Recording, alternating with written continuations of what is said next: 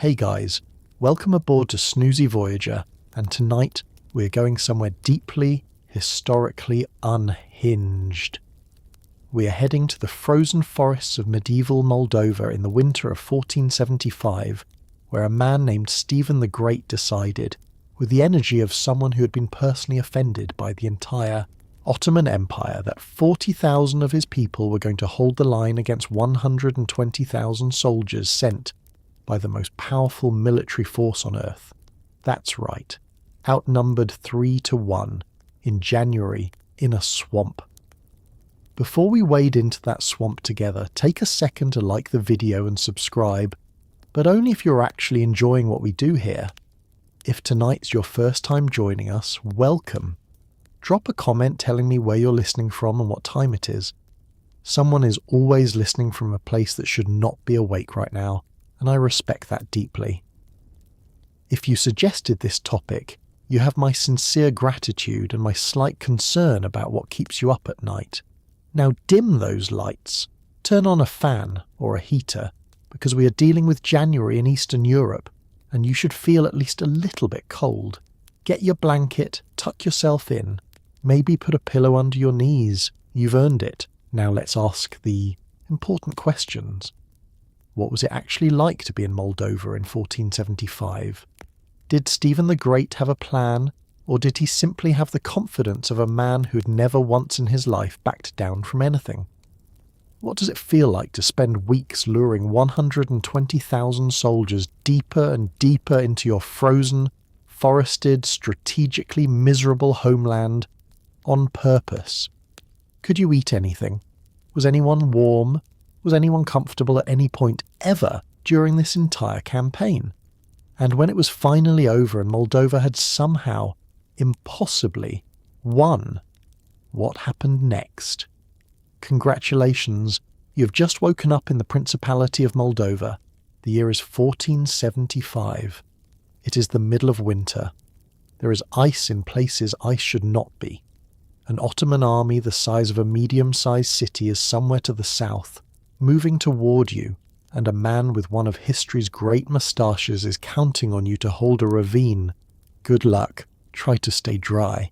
Let's start before the battle, because nothing about 1475 makes sense unless you understand the Moldova that Stephen the Great stepped into when he seized the throne in 1457. It was not a kingdom enjoying a golden age of peace and prosperity.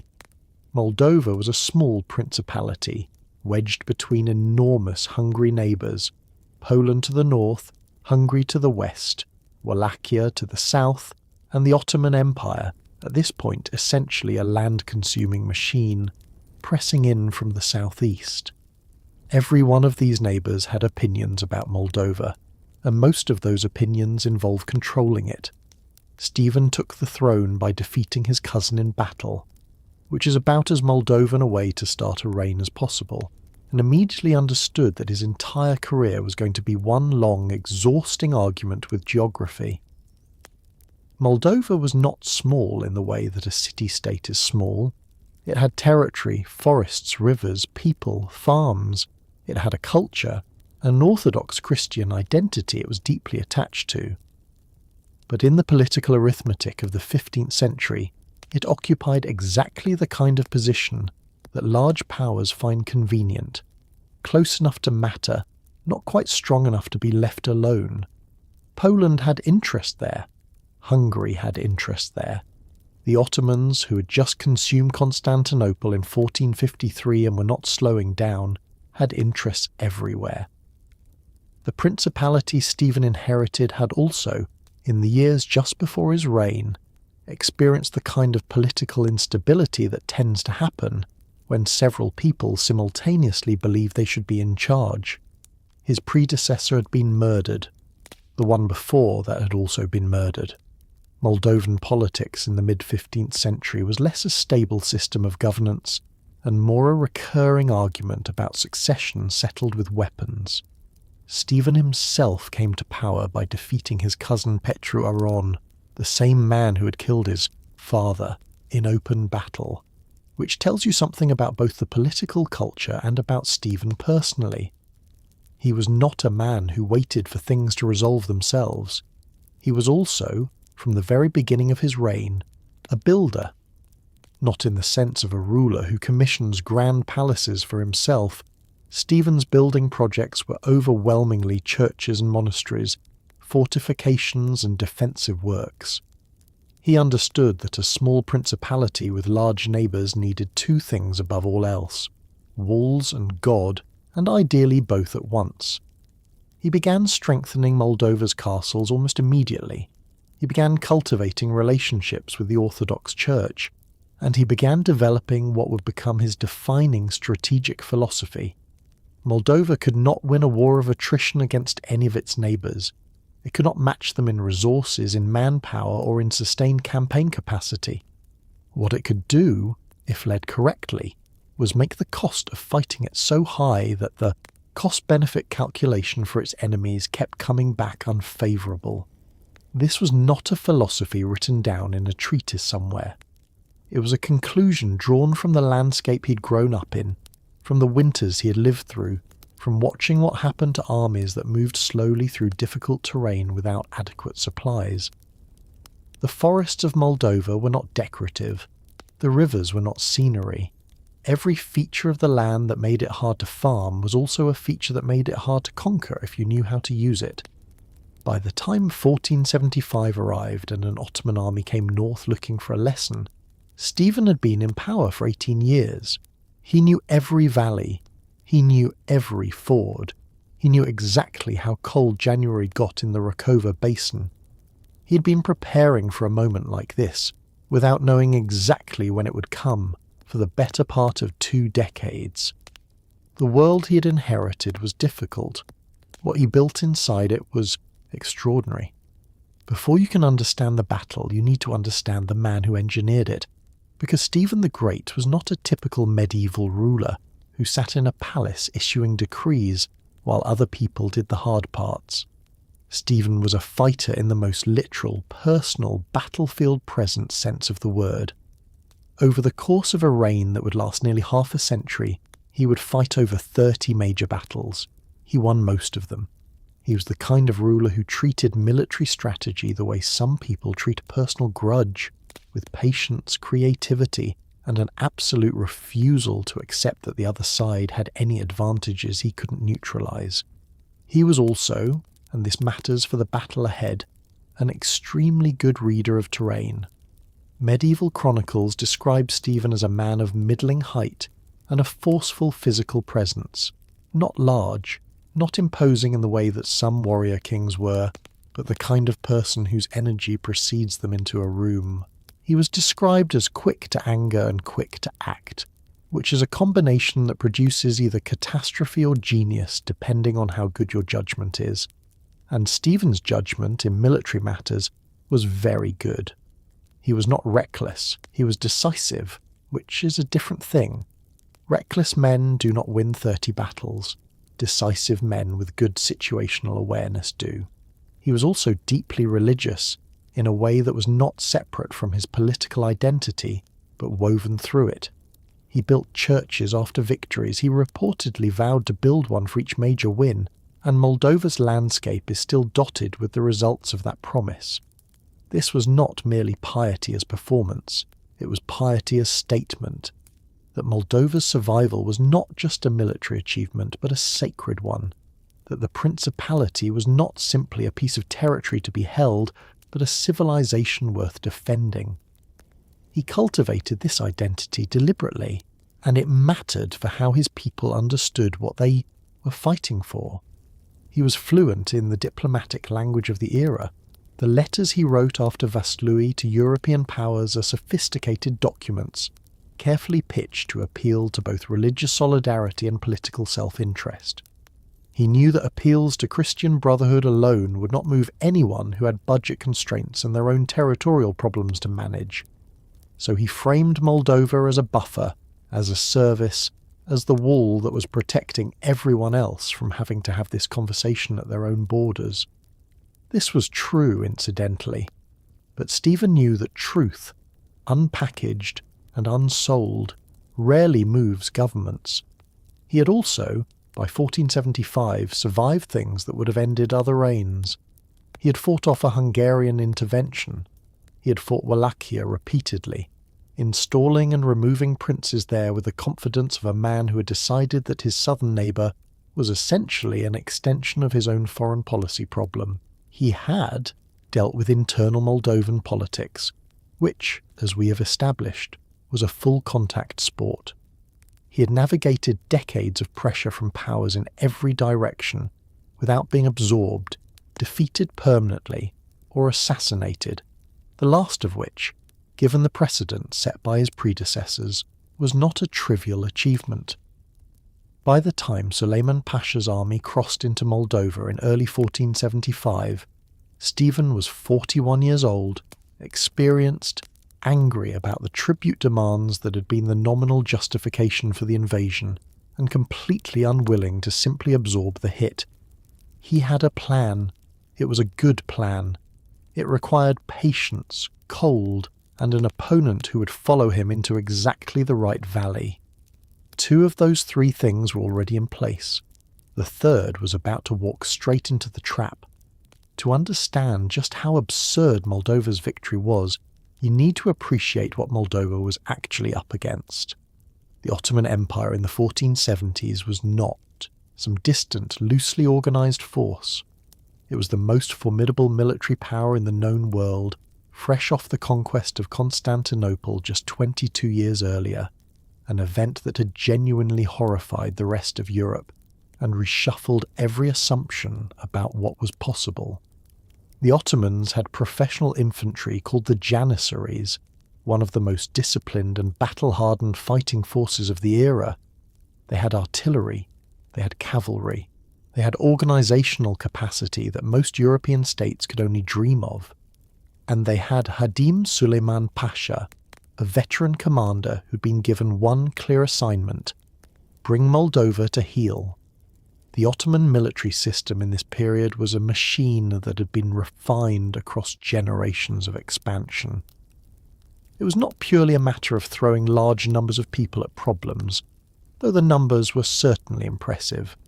It was a system of logistics, command structure, and combined arms that could adapt to different terrain and different opponents. The Janissaries, the elite infantry corps recruited through the Devshirm system, raised from childhood to be soldiers, were professionals in the fullest sense, trained continuously, equipped well, paid regularly, and answerable to a command structure that worked. This was not universal among European armies of the period, where quality varied enormously, and reliability was often conditional on whether anyone had been paid recently. The Ottoman cavalry, the Sipahi, were similarly formidable, armoured, experienced, and capable of the kind of sweeping manoeuvre that decided open-field engagements. At Vaslui, on flat ground with room to operate, a Sipahi charge would have been a defining and probably decisive feature of the battle. This is worth keeping in mind as the story progresses, and you notice how conspicuously flat, open ground does not feature in the engagement Stephen chose. The Empire was also, in this period, supremely confident and not without reason. Since the fall of Constantinople, the Ottomans had extended their reach into the Balkans, into Greece, into Anatolia. They had defeated Crusade-era Christian coalitions. They had besieged Belgrade. They were not accustomed to being stopped by small principalities in winter. The idea that a force of 40,000, drawing on a territory the size of a modest European duchy, could defeat 100,000 Ottoman soldiers was not a scenario most contemporary military thinkers would have considered seriously. It maps onto the kind of outcome that gets called a miracle by the people it happened to, and gets carefully re-examined by historians who want to understand exactly which structural factors made the miracle possible. Suleiman Pasha was not a fool. He was an experienced commander who'd been given a mission that on paper was not particularly complicated. March north, overwhelm a small principality's defences with superior numbers, force a submission, collect tribute, leave a compliant ruler in place, return home. This was the standard Ottoman campaign template for dealing with peripheral territories, and it had worked reliably across the empire's expansion. The variables that made Moldova different, the terrain, the weather, the commander waiting at the other end, were not things he could have fully assessed from a distance. He was about to assess them up close, and that process was going to be extremely unpleasant. Suleiman Pasha and his army did not simply decide to invade Moldova out of a vague desire for expansion one Tuesday morning. There was a reason, and that reason had a name, and that name was Stephen the Great, who had spent the better part of the previous decade doing everything short of sending a formal letter of grievance to Constantinople. Stephen had refused to pay tribute to the Sultan. He had fought Ottoman-aligned forces in Wallachia. He had recaptured territory. He had, in short, made himself exactly the kind of problem that the Ottoman Empire did not tolerate for long. The invasion of 1475 was the Empire's way of delivering a correction. A very large, very armed correction, organised with the full resources of the most powerful military in the world. The tribute question was the formal justification, but it was the accumulation of provocations that had made this expedition feel necessary to Constantinople. Moldova had been a tributary state, meaning it acknowledged Ottoman suzerainty and paid annual tribute in exchange for not being actively invaded, which is a business arrangement that sounds reasonable until you remember what the alternative is. Stephen had inherited this arrangement and had decided somewhere in the course of his reign that he was done with it. In 1473 and 1474, Stephen had intervened in Wallachia, Moldova's southern neighbour and an Ottoman vassal, installing his own preferred candidate on the Wallachian throne in place of the Ottoman-backed ruler. This was not a subtle move. It was a direct challenge to Ottoman influence in the region, executed through military force, and it was the kind of thing that gets a response. Stephen knew it would get a response. This was not an accident or an oversight. He was, in effect, daring the Empire to come north, on the theory that coming north, in winter, into his terrain, was something the Empire would regret more than he would. The scale of the force assembled suggests that Mehmed II, the Sultan in Constantinople, treated this as a serious expedition rather than a quick punitive raid. 100,000 plus soldiers is not a patrol. It is a campaign army, assembled and supplied for a significant military operation, sent with the expectation of achieving a decisive result. The message was supposed to be unmistakable. This is what happens when small principalities forget their place. The force was drawn from multiple parts of the empire: Anatolian troops, Rumelian troops, Janissary contingents, cavalry from the Balkan provinces. Assembling and moving this force was itself a logistical accomplishment, a demonstration of the organisational power that made the Ottoman Empire so formidable. They had to eat, they had to be paid, the horses had to be fed, the artillery had to be transported. All of this happened across hundreds of miles of territory in the late autumn and early winter of 1474 to 1475, arriving at the Moldovan frontier in January. Specifically chosen, or simply the result of when everything was ready, historians debate this, but January in Moldova, crossing into a country that was about to set itself on fire and retreat into the forest. Suleiman Pasha had his orders, he had his army. What he did not have, as he would discover over the following weeks, was any good answer to the question of what you do when the enemy refuses to be where you expect them. When word reached Stephen that an Ottoman force was crossing into his territory, and the estimates put that force somewhere between 100,000 and 140,000 strong, he did something that, in retrospect, was either the act of a military genius or the act of a man who had simply decided that fear was not useful information. He called his army. Moldova was not a wealthy principality. It didn't have a large standing professional army the way the Ottomans did. What it had was a mobilized population. Boyars, peasants, townspeople, the free farmers of the countryside called the Razeshi, all called to arms. The total force that answered was somewhere around 40,000. Stephen looked at this number, looked at the incoming Ottoman army and began to plan. The Moldovan military system was, by necessity, built around mobilization rather than standing forces. The boyars, the Moldovan nobility, were required to answer the call to arms and to bring mounted retinues with them. The Razeshi, the free peasant soldiers who held land in exchange for military service, were the backbone of the infantry. Townspeople contributed where they could. The result was an army that looked nothing like the professional, uniformed, institutionally organised Ottoman force coming south. It was a levied army, deeply attached to its own land, fighting for its own territory, and intimately familiar with the landscape it was defending. This last point was not incidental. It was, as things would turn out, one of the decisive factors. Stephen organised his forces with care.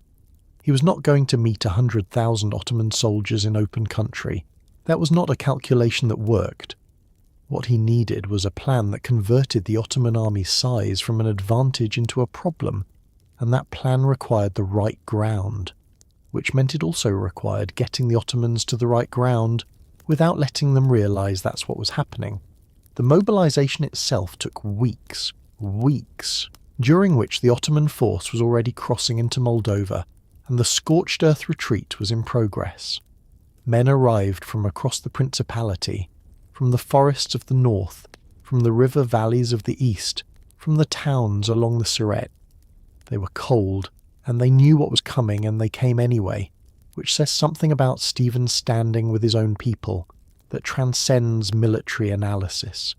He was not universally loved, no ruler with 30 battles behind him is, but he was trusted in the specific way that people trust someone who has led them to victory before, and who appears, against all rational expectation, to know what he is doing. The army that assembled was not the army you would design on paper if you were given unlimited resources and asked to build the optimal force for defeating the Ottoman Empire. It was the army Moldova had, experienced in the raiding and manoeuvring style of Eastern European warfare, skilled with bows and with the terrain-adaptive tactics that small forces use when they cannot afford to stand still and absorb punishment. They had fought Hungarians, they had fought Wallachians, they had fought each other intermittently during the Principality's less stable periods. They were not inexperienced, they were outclassed on paper, on a flat field, in good weather, with room to manoeuvre. In a frozen valley in January, the paper calculations were about to stop being relevant. Here is the thing about Moldova in January of 1475 that matters more than almost anything else. It is not a flat, open, inviting landscape for a large conventional army.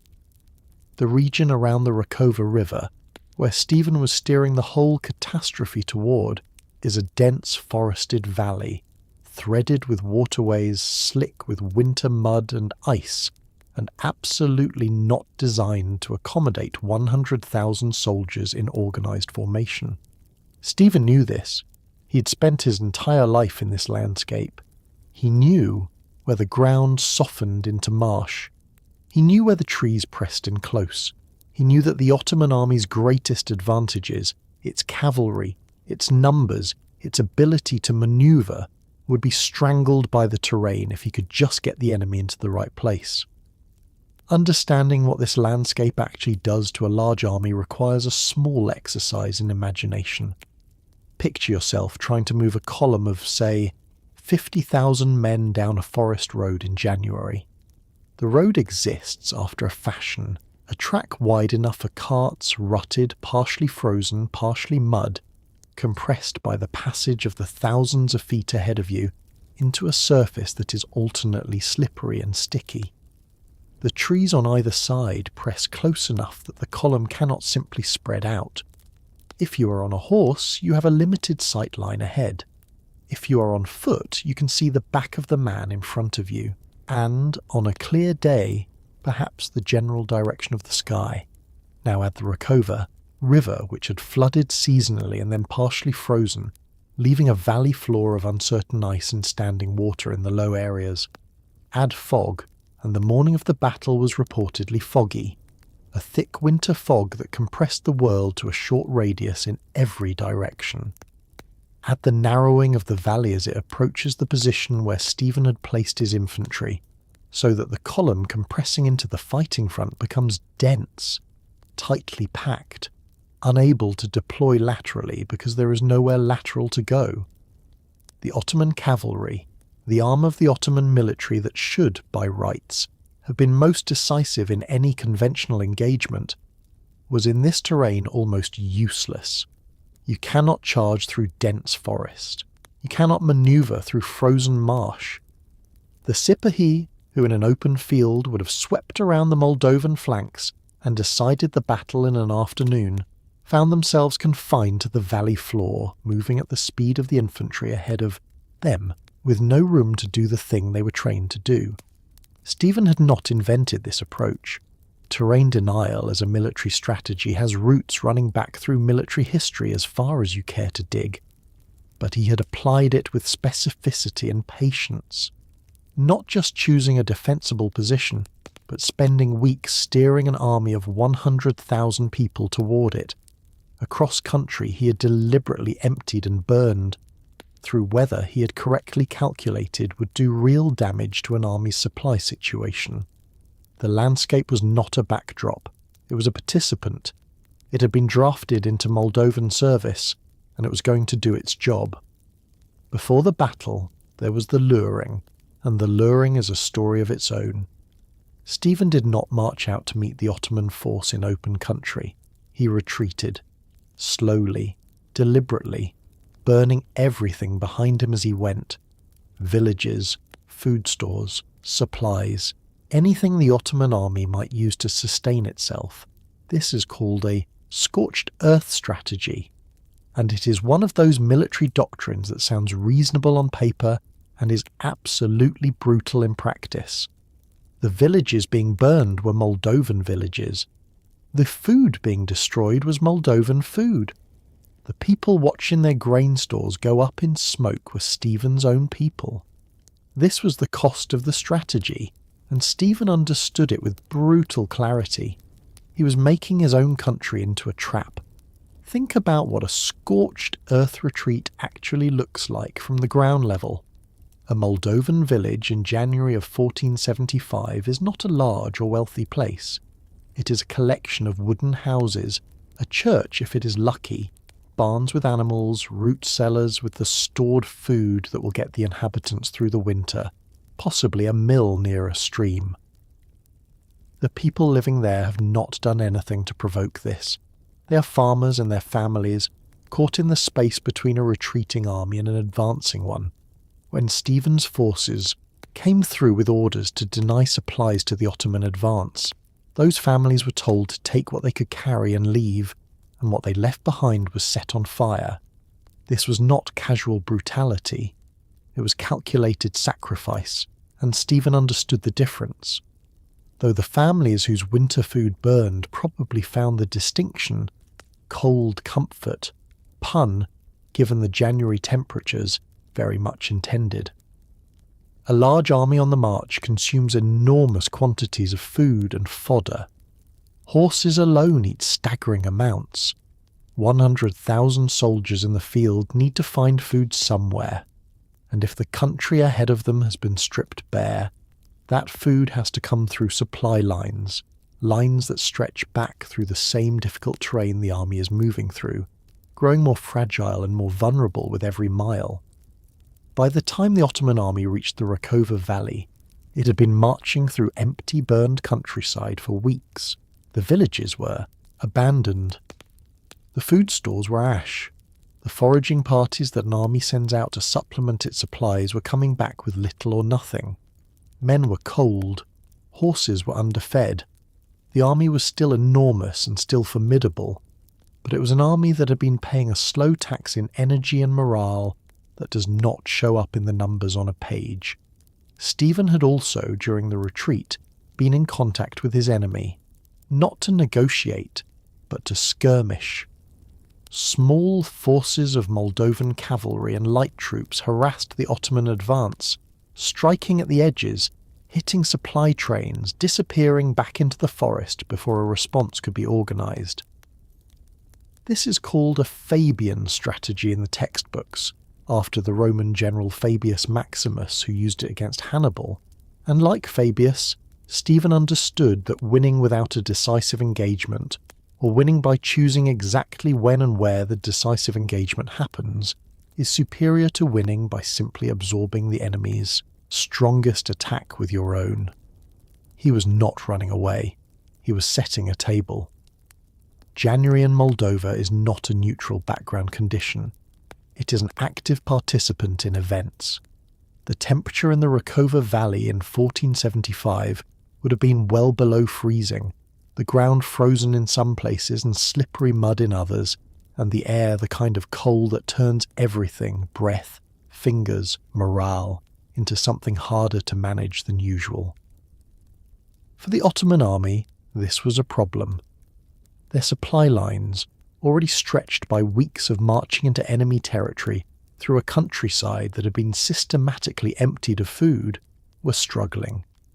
Men and horses were burning energy just staying warm. The campaign, which Suleiman Pasha had presumably expected to resolve quickly, was dragging. For the Moldovans, the cold was simply home. There is a quality to extreme cold that military history tends to underdescribe, because the people writing military history were generally not outside in it at the time. Cold is not simply uncomfortable, it is operationally degrading. Fine motor skills deteriorate, bowstrings lose tension, metal becomes brittle. Horses, which are not naturally suited to sustained cold without adequate fodder, begin to lose condition.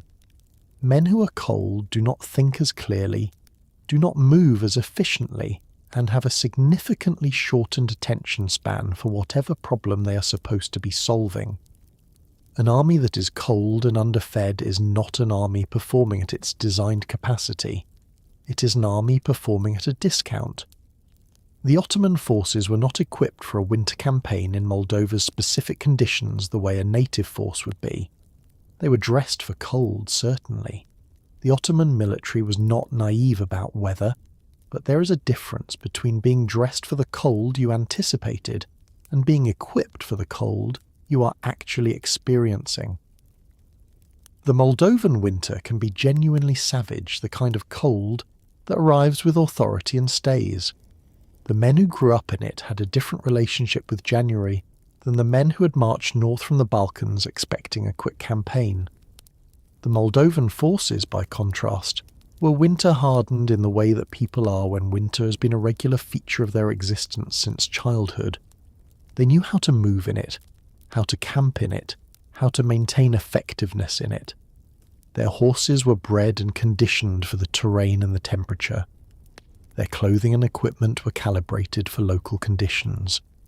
This was not a dramatic advantage in any single moment, but it was a continuous one, a constant small tax on the Ottoman side that accumulated over weeks of campaigning into something measurable. Stephen also timed the engagement itself to January deliberately. The cold was not an unfortunate background feature of the battle he had no choice but to accept. It was a planned variable. He chose this valley and he chose this month. And the reason January comes before February in this story is that January in the Rakova Basin is when the ground does exactly what Stephen needed it to do.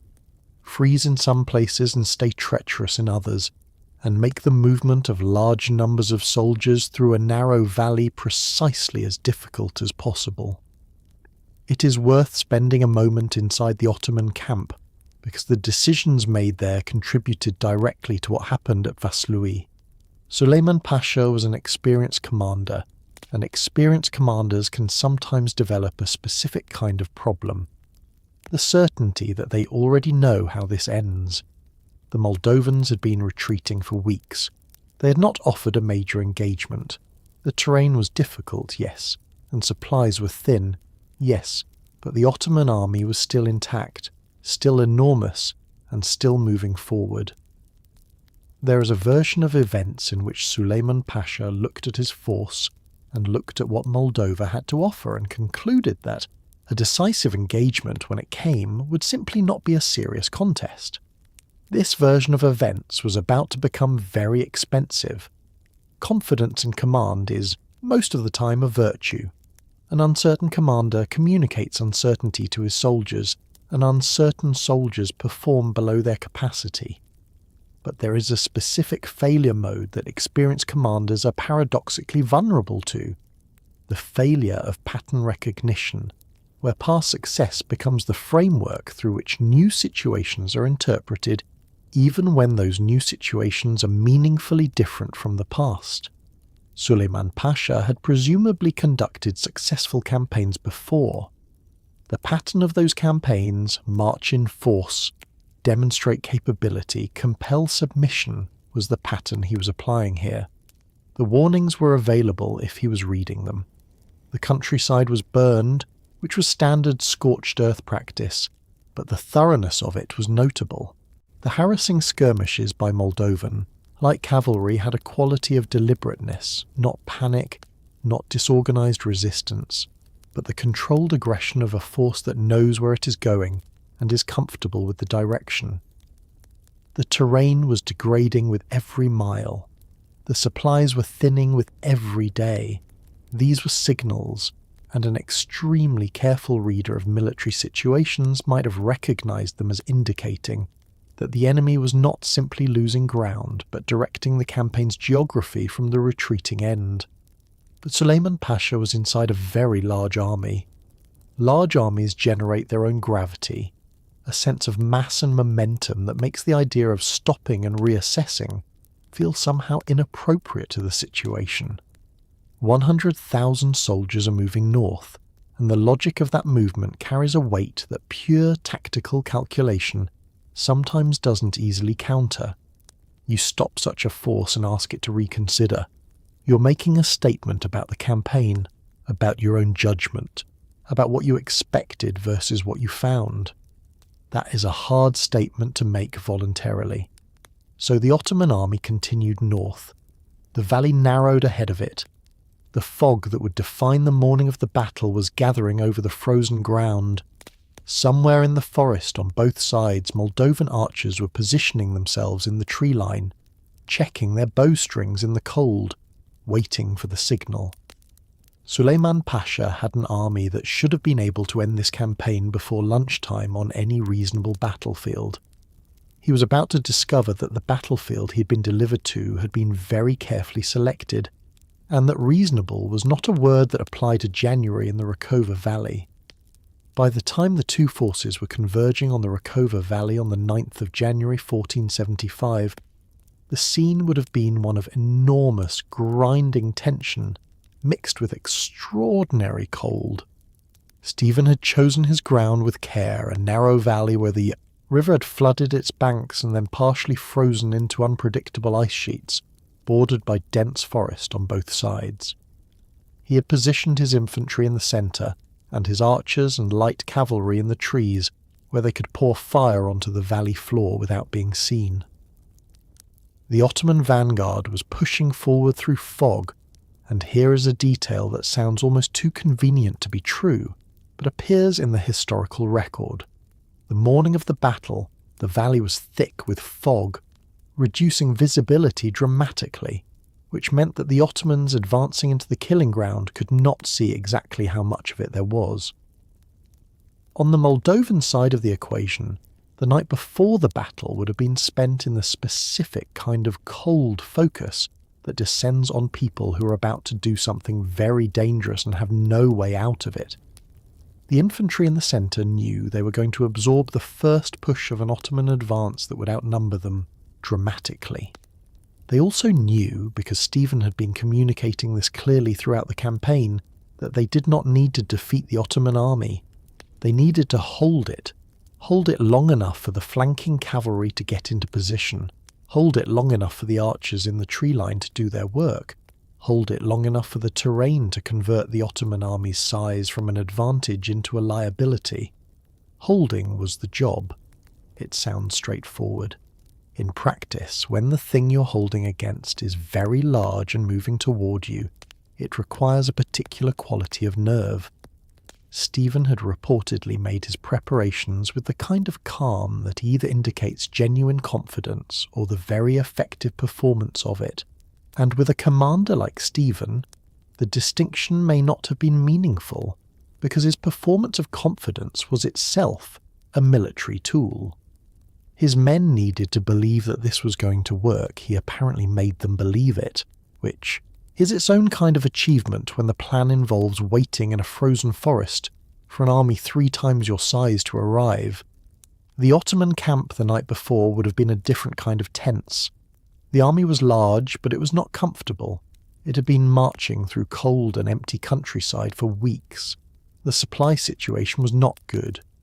The terrain ahead had been described by scouts as difficult. Suleiman Pasha was an experienced commander with a clear objective, but experienced commanders know in some part of themselves when a campaign is not going the way it should be going, and this campaign had the texture of difficulty about it that accumulates when a country refuses to behave the way countries are supposed to behave when they are being invaded. The fog came down overnight. By morning the valley was invisible at any distance. The Ottoman vanguard began to move. The Moldovan archers in the trees notched their arrows and waited. The infantry in the centre braced. Somewhere behind them, Stephen's cavalry was moving into position in the forest, invisible in the grey winter morning, ready for the moment the signal came.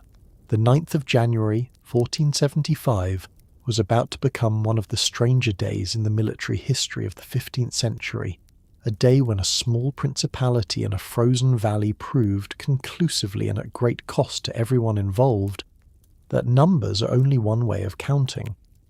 The engagement at Vaslui, sometimes called the Battle of Podul Inalt, meaning high bridge, opened not with a massive charge but with something quieter and more unnerving: arrows.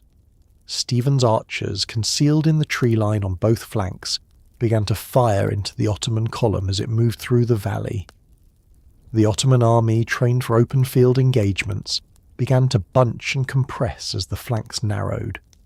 The soldiers pressing forward from behind did not know what was happening at the front. The soldiers at the front had no room to manoeuvre. And then the Moldovan infantry, positioned across the valley, held. They simply held. For an army fighting at 3-to-1 odds in a medieval battle, holding was itself an act of extraordinary discipline. Picture the opening minutes from inside the Ottoman column. You're a soldier somewhere in the middle of a very long line of march. The fog is thick enough that you cannot see more than a short distance ahead. The ground underfoot is a combination of frozen ruts and patches of ice-covered mud. You can hear the river somewhere to your left, hidden in the fog, and then from the trees on both sides, trees that were just trees a moment ago, arrows begin to fall. Not a single volley. A continuous, sustained rain of arrows coming from positions you cannot see, fired by archers who can see you perfectly well because you are moving through an open valley and they are standing in the forest watching you do it. The Ottoman response to archery fire from concealed positions in close terrain is, under normal circumstances, to send cavalry around the flanks to clear the tree line. This is the correct tactical response, and Suleiman Pasha's commanders would have recognised it immediately. The problem was the flanks.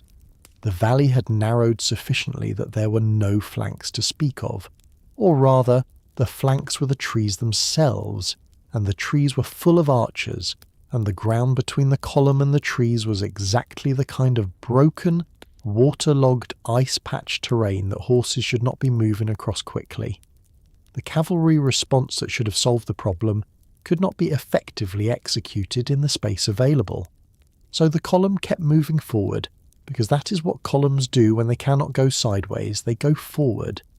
And forward meant into the Moldovan infantry position, which was waiting across the narrowest point of the valley with the specific stillness of people who have been told that their one job is to not move. The first contact between the Ottoman vanguard and the Moldovan infantry line would have been brutal in the way that all medieval infantry contact is brutal, close, loud, physically exhausting, and decided in those first minutes by whether the defending line held or buckled.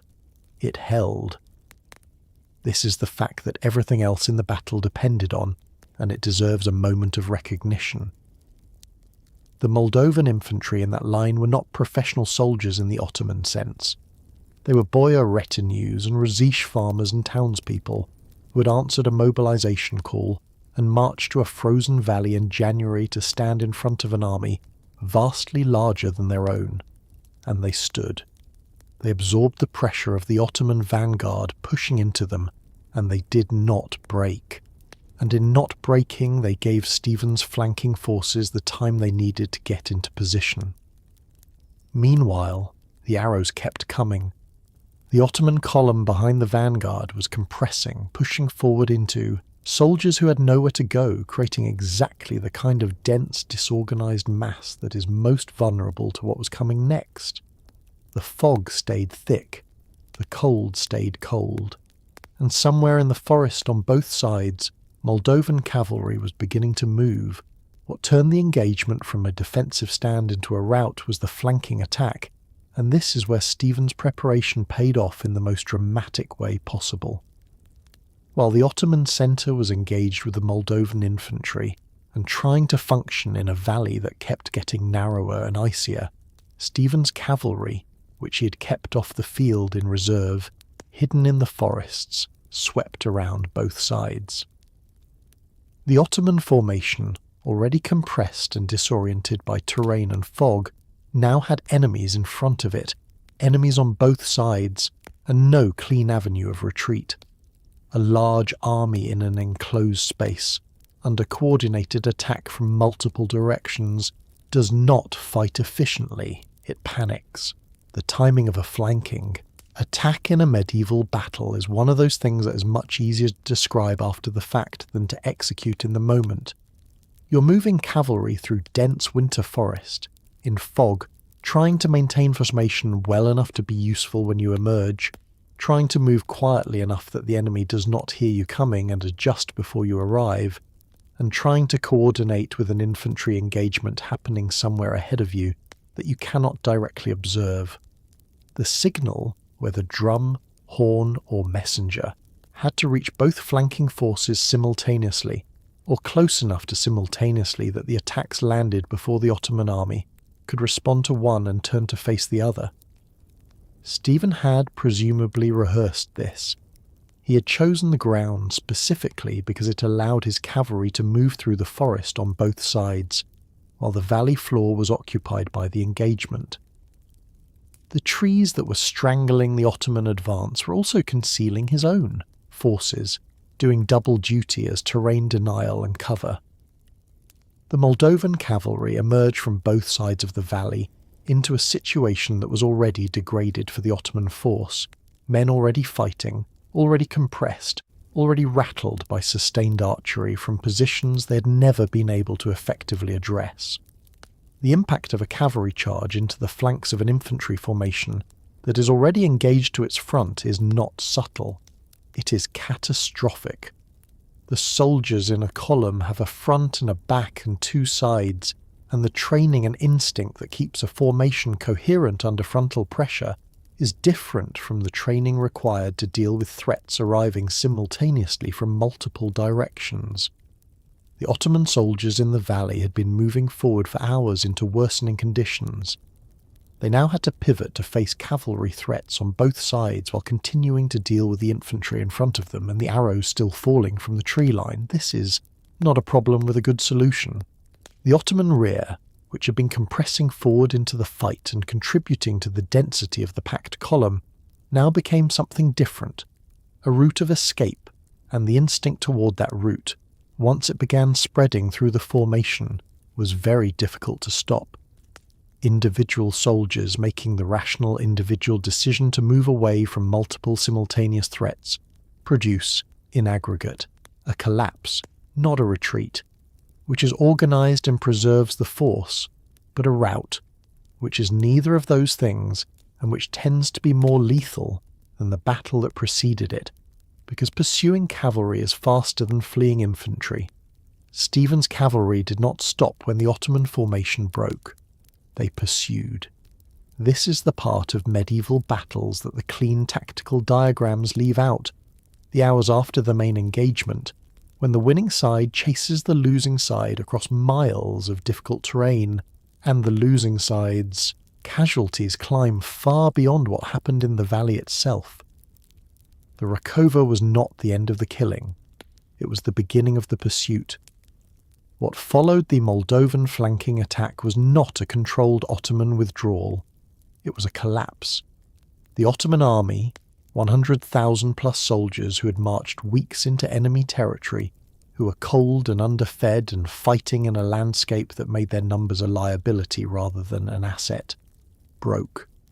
The rout in a medieval battle is its own kind of catastrophe, because there is no orderly way to move 100,000 people out of a narrow frozen valley under pursuit.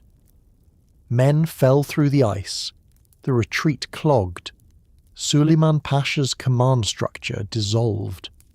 Moldova's light cavalry pursued the fleeing forces for miles, ensuring that the defeat was not merely a tactical setback, but a comprehensive destruction of the invading force. The casualty estimates for the Ottoman side are staggering. Some sources suggest as many as 45,000 dead.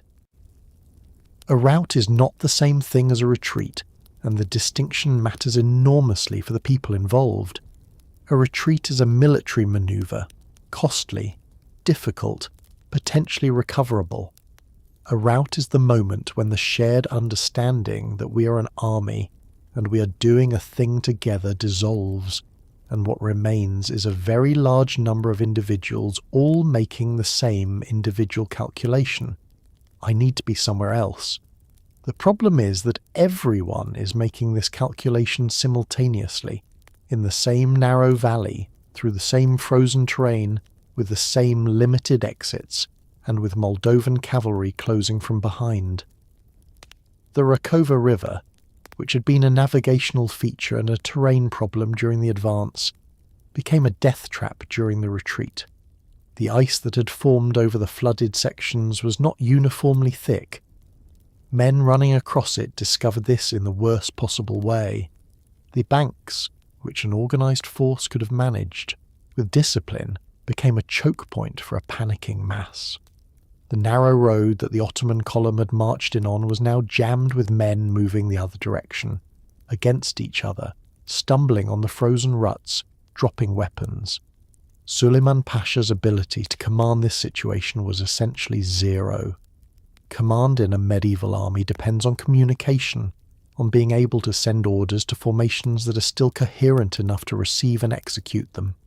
A formation in full rout is not receiving orders, it is not coherent. The individual soldiers who composed it are no longer functioning as units. They are people trying to survive, and the chain of authority that made them a military force is dissolved in the fog and the panic and the sound of Moldovan cavalry behind them. The pursuit was relentless. Stephen's cavalry followed the Ottoman forces for miles beyond the valley, which is the militarily correct thing to do when you want to convert a tactical victory into a strategic un. A defeated army that is allowed to retreat in good order can regroup, resupply, and return. A defeated army that is pursued until it ceases to function as a coherent force cannot. The casualty figures that contemporary chronicles report, and the numbers vary between sources, as medieval casualty figures always do, suggest that the destruction was comprehensive. Some accounts say 45,000 Ottoman dead. Even if the real number was significantly lower, it was enough to destroy the campaign army as an effective force. Suleiman Pasha escaped. His army, as a functioning military organisation, did not. One of the things that gets lost in the staggering scale of the Ottoman defeat is that Moldova paid a price too. You do not hold a valley against an army 3 times your size without losing people. Moldovan infantry absorbed the first pressure of the Ottoman advance. And infantry absorbing pressure in a medieval battle means men dying, stabbed, crushed, frozen, trampled. The boyars who rode with Stephen were not spectators. The Rzesz farmers who had answered the call were not far from the fighting. The exact Moldovan casualty figures are uncertain, as they are for most medieval battles, but the battle was not cost-free. It was a victory, an astonishing one, but a victory bought with Moldovan lives, on Moldovan ground, in Moldovan cold. The men in the centre of the Moldovan line, the infantry who held across the narrowest point of the valley, while the Ottoman vanguard pressed into them and the flanking cavalry got into position, were doing the most dangerous work of the battle. They were not spectators watching a clever trap spring. They were the latch on the trap, and staying latched required absorbing blows.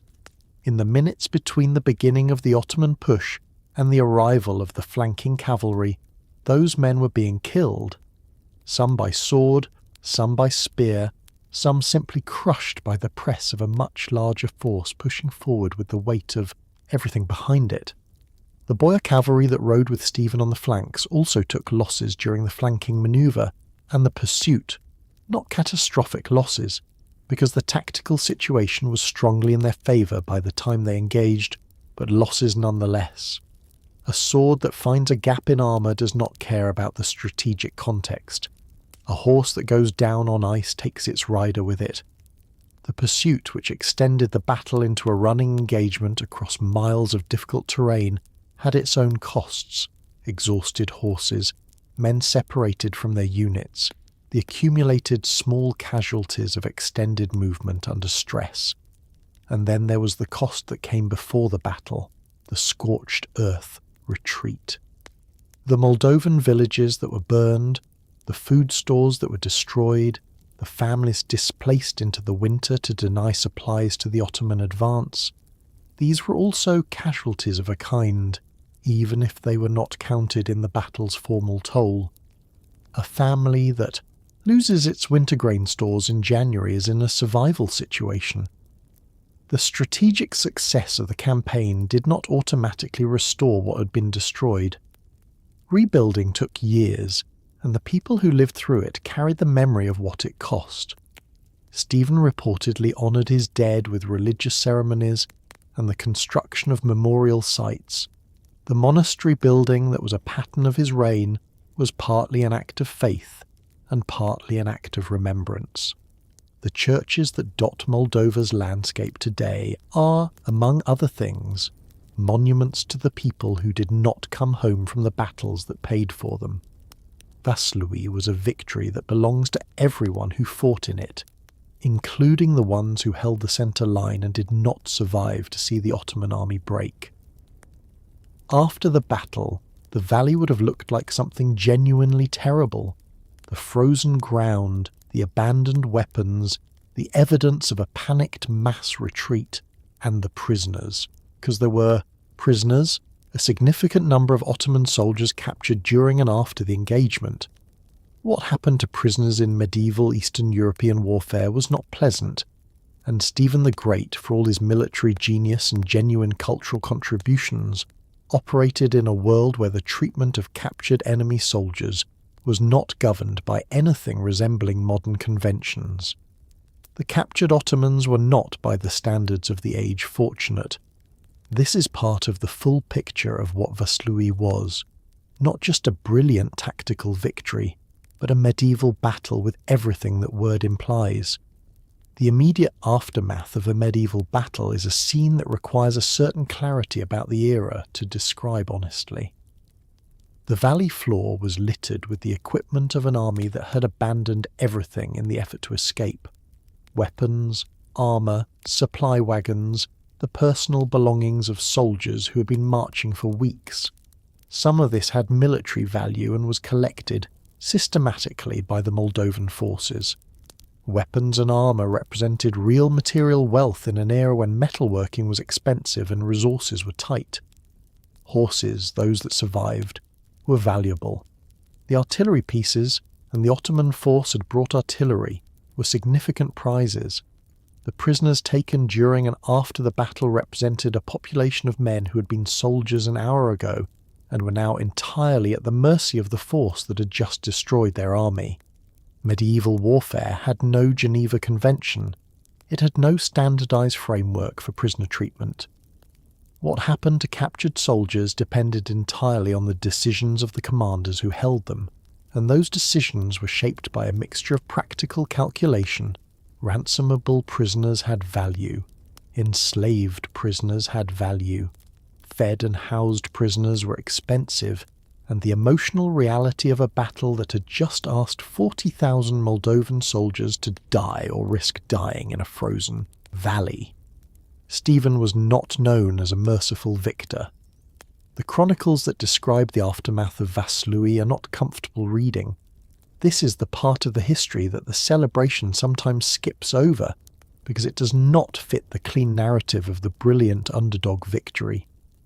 But a complete account of what happened at Vaslui includes the aftermath, because the aftermath was part of what the battle was. Stephen was a man of his century, operating by the moral logic of his century, in a war that had been existential for his country. The choices made in the valley after the fighting stopped were his choices, and they belong to the full picture of who he was. Here is where the story takes a turn that reveals something fascinating about Stephen the Great as a political operator, as well as a military one. After the battle, he wrote letters. He wrote to the Pope, to the King of Poland, to the Holy Roman Emperor, to the Doge of Venice, to essentially every major Christian power in Europe, and he described what had happened at Vaslui in vivid, carefully constructed terms.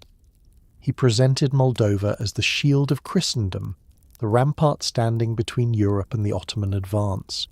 He was not wrong exactly. Moldova had genuinely just defeated the largest Ottoman invasion force sent into the region in years. But Stephen was also doing something very deliberate.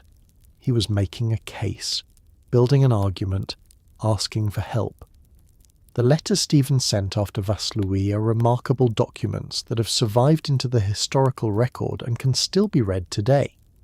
They are not the modest communications of a man understating his achievement. They describe the battle in terms designed to impress: the scale of the Ottoman force, the scale of the Moldovan victory, the number of enemy dead. Stephen understood that the audience for these letters was made up of rulers who received a great deal of correspondence and who needed a reason to pay attention to this particular piece of it. He gave them a reason. He was selling an achievement and simultaneously selling a threat, because the message underneath the victory announcement was, "This is what is coming, and I am the only thing standing between it and you." The framing of Moldova as the shield of Christendom was not a new idea. It had been used by other rulers on the eastern frontier before Stephen, but Stephen deployed it with particular skill and at a particularly relevant moment.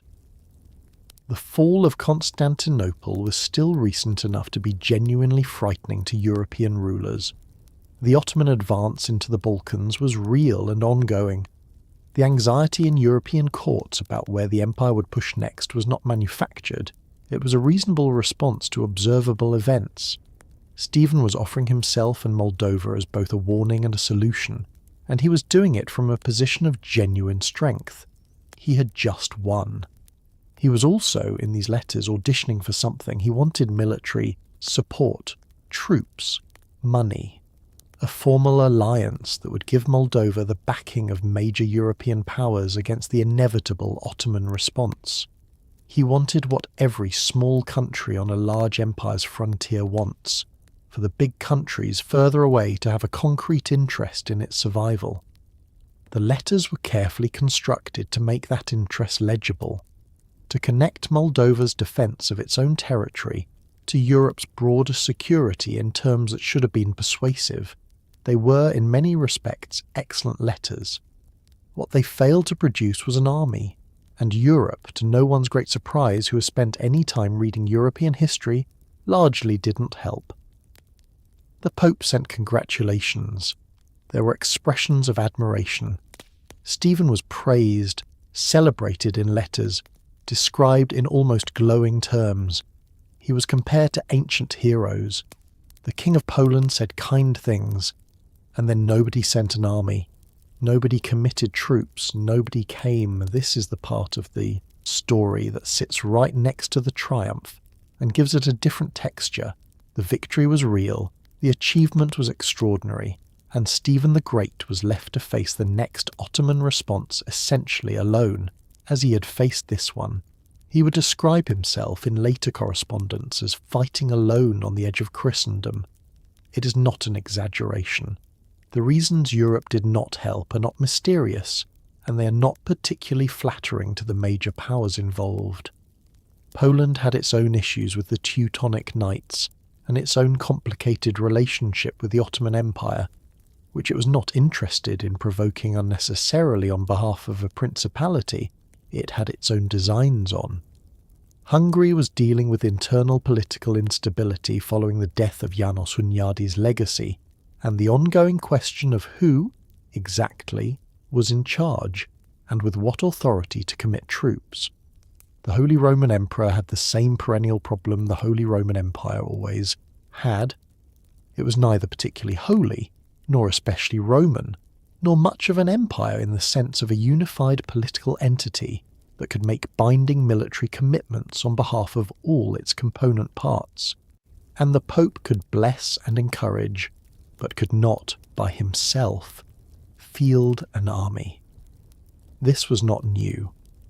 The pattern of Christian powers responding to Ottoman pressure on the eastern frontier with sympathy and inaction was well established by 1475. The Crusades were, by this point, a memory and a rhetorical device rather than a living military tradition. The idea of a unified Christian military response to the Ottoman advance had been attempted and had failed to cohere on multiple occasions over the preceding decades. Every European ruler understood the threat in the abstract and had very specific reasons why, concretely, it was not quite the right moment for them personally to do something about it. Stephen had known, almost certainly, that the letters might not produce results. He sent them anyway, partly because there was always the possibility that this time the appeal would land, and partly because establishing Moldova's case in the diplomatic record was itself valuable. If he was going to be alone on the edge of Christendom, he was going to make sure that everyone knew he was there, and that their failure to help was documented. There is a quality to his later correspondence, the letters that describe Moldova's situation with increasing bluntness. That reads like a man who has stopped expecting help, but has not stopped making the record clear. Inside Moldova itself, the aftermath of Vaslui meant something very different from the diplomatic silence in Western Europe. Stephen ordered the construction of a monastery, Putna, which still stands, as a testament to the victory and a memorial to those who died achieving it. This was not unusual for the era. Stephen would build or renovate dozens of churches and monasteries over his reign, a practice that blended genuine religious devotion with a very practical understanding that religious institutions were also cultural and political anchors. Moldova in the months after Vaslui was a place of exhausted cold relief. The invaders were gone. The immediate threat had been driven back. The harvest that had been burned was gone and would need to be rebuilt, and everyone understood, with the pragmatic clarity of people who had lived next to the Ottoman frontier their whole lives, that this was not over. The physical task of recovery after a scorched earth campaign is immense and grinding in a way that victory celebrations do not fully capture. The villages that had been burned to deny supplies to the Ottoman advance needed to be rebuilt. The food stores that had been destroyed needed to be replaced, ideally before the following winter made their absence lethal. The families who had been displaced needed to return and begin the work of reconstruction. The farmland that had been stripped, the animals that had been moved or lost, the disruption to the agricultural cycle that sustained the principality, all of this needed to be addressed in the weeks and months following a battle that everyone knew was not the last word on the subject. Stephen moved through this recovery with the same organisational energy he brought to everything else. He was not a ruler who declared victory and retired to enjoy the peace. He understood, and the intelligence coming from the Ottoman side would have confirmed that Mehmed II had taken the destruction of his army personally and was preparing a response. The window between Vaslui and the next invasion was not a period of peace. It was a period of frantic preparation, and Stephen spent it rebuilding fortifications, restocking supplies, reorganising the military forces that had been depleted in the campaign, and continuing to send letters to European courts that continued to respond with warm words and no soldiers. The monasteries Stephen built during this period, and Vaslui accelerated a building program that was already a defining feature of his reign, were doing multiple things simultaneously. They were fulfilling religious vows made before battles. They were creating institutions that would preserve Moldovan culture and Orthodox Christian practice against the pressures that surrounded the principality on every side. They were economic anchors for local communities, and they were, in the most literal sense, monuments, physical structures that said, in stone, that Moldova had survived, that this culture was worth building permanent things for, that the people who had held the valley line deserved something more lasting than a memory.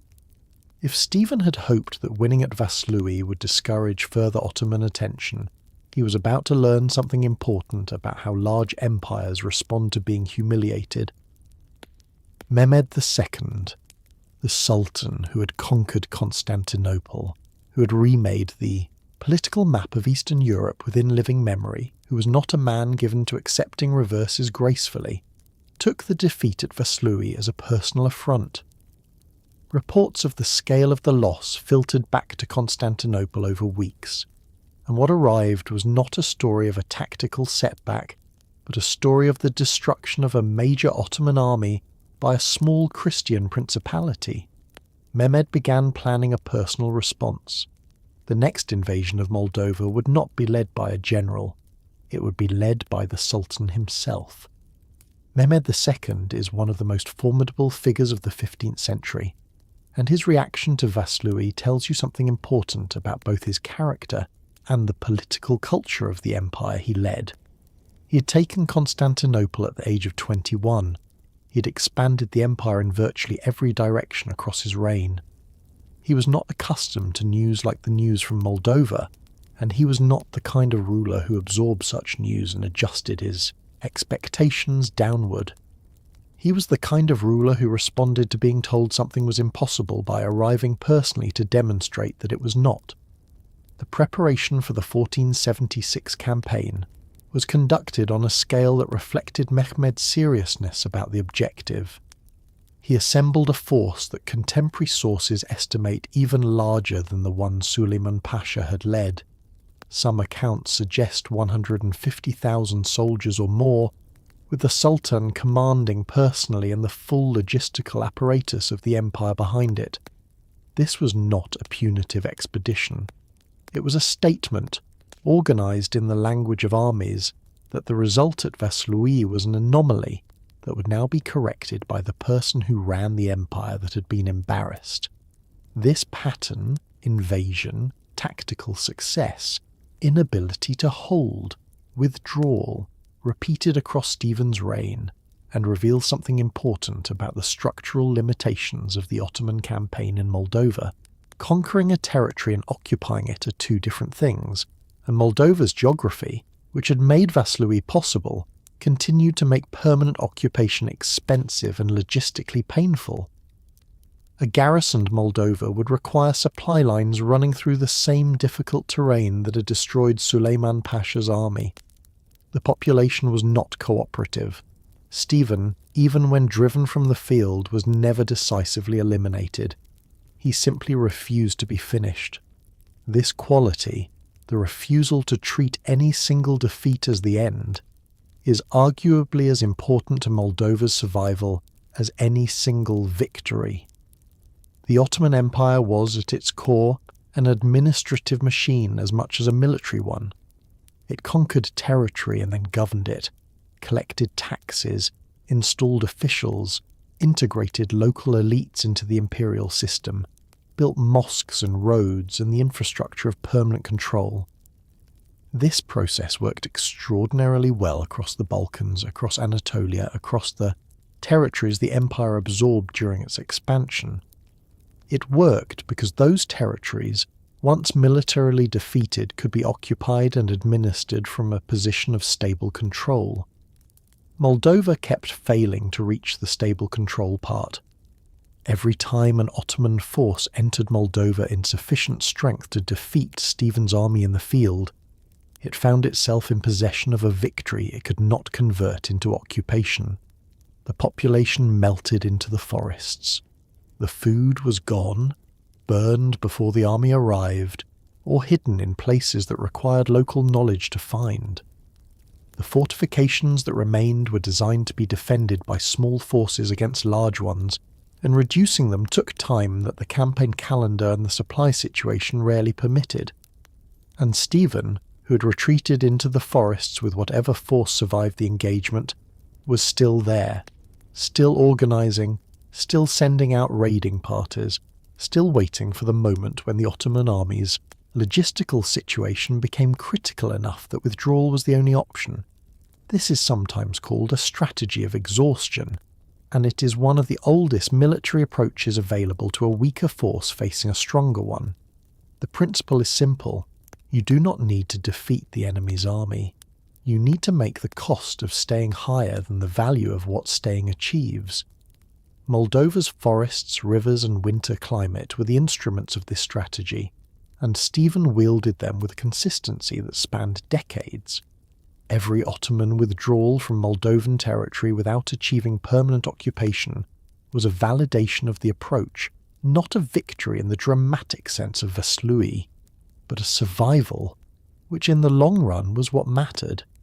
There was also a population dimension to this that the purely military analysis misses. The Moldovan people did not cooperate with Ottoman occupation in the ways that made occupation sustainable. They did not provide labour, supplies, or information willingly. They did not accommodate the administrative structures that the empire needed to function. This is not a given. Populations under occupation make a range of choices depending on their circumstances, the behaviour of the occupiers, and the realistic alternatives available. The Moldovan choice to resist was shaped by Stephen's continued presence as an alternative, by the Orthodox Christian identity that defined the principality against the Muslim Ottoman power, and by the practical reality that an occupied Moldova would look very different from the Moldova they knew. Permanent conquest requires a population that eventually accepts the new order, or that is replaced by one that does. Moldova in Stephen's era offered neither.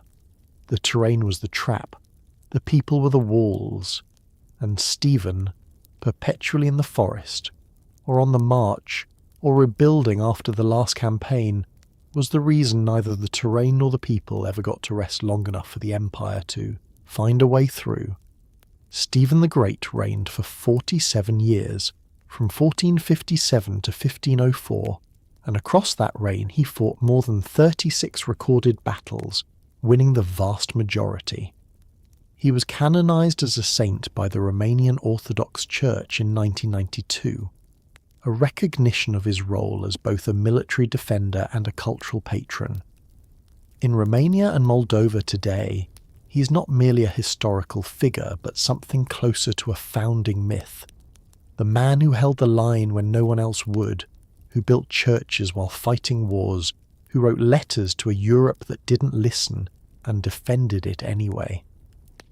The Battle of Vaslui is considered by many historians one of the most significant Christian military victories against the Ottomans in the 15th century, and it happened in a frozen valley, in January, with 40,000 people who had no reason to win except that their prince had picked very good ground.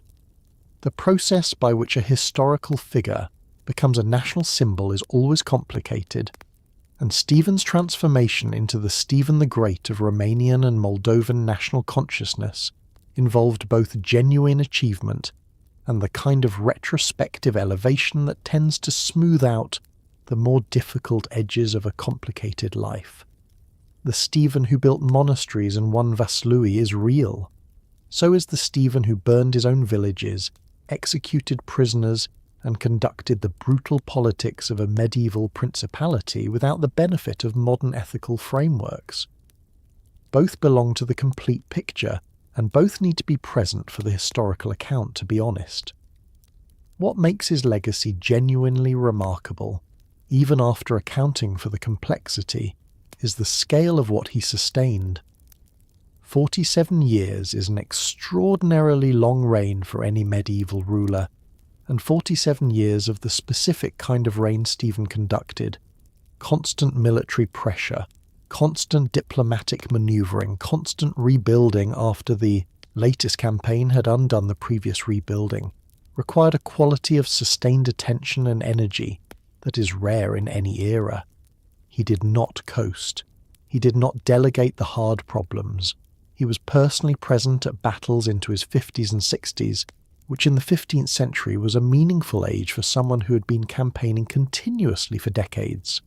The canonization in 1992 placed him in the specific category of soldier saints that the Orthodox tradition maintains, figures who defended the faith and their people through military action, and who are venerated for that defence alongside their spiritual qualities.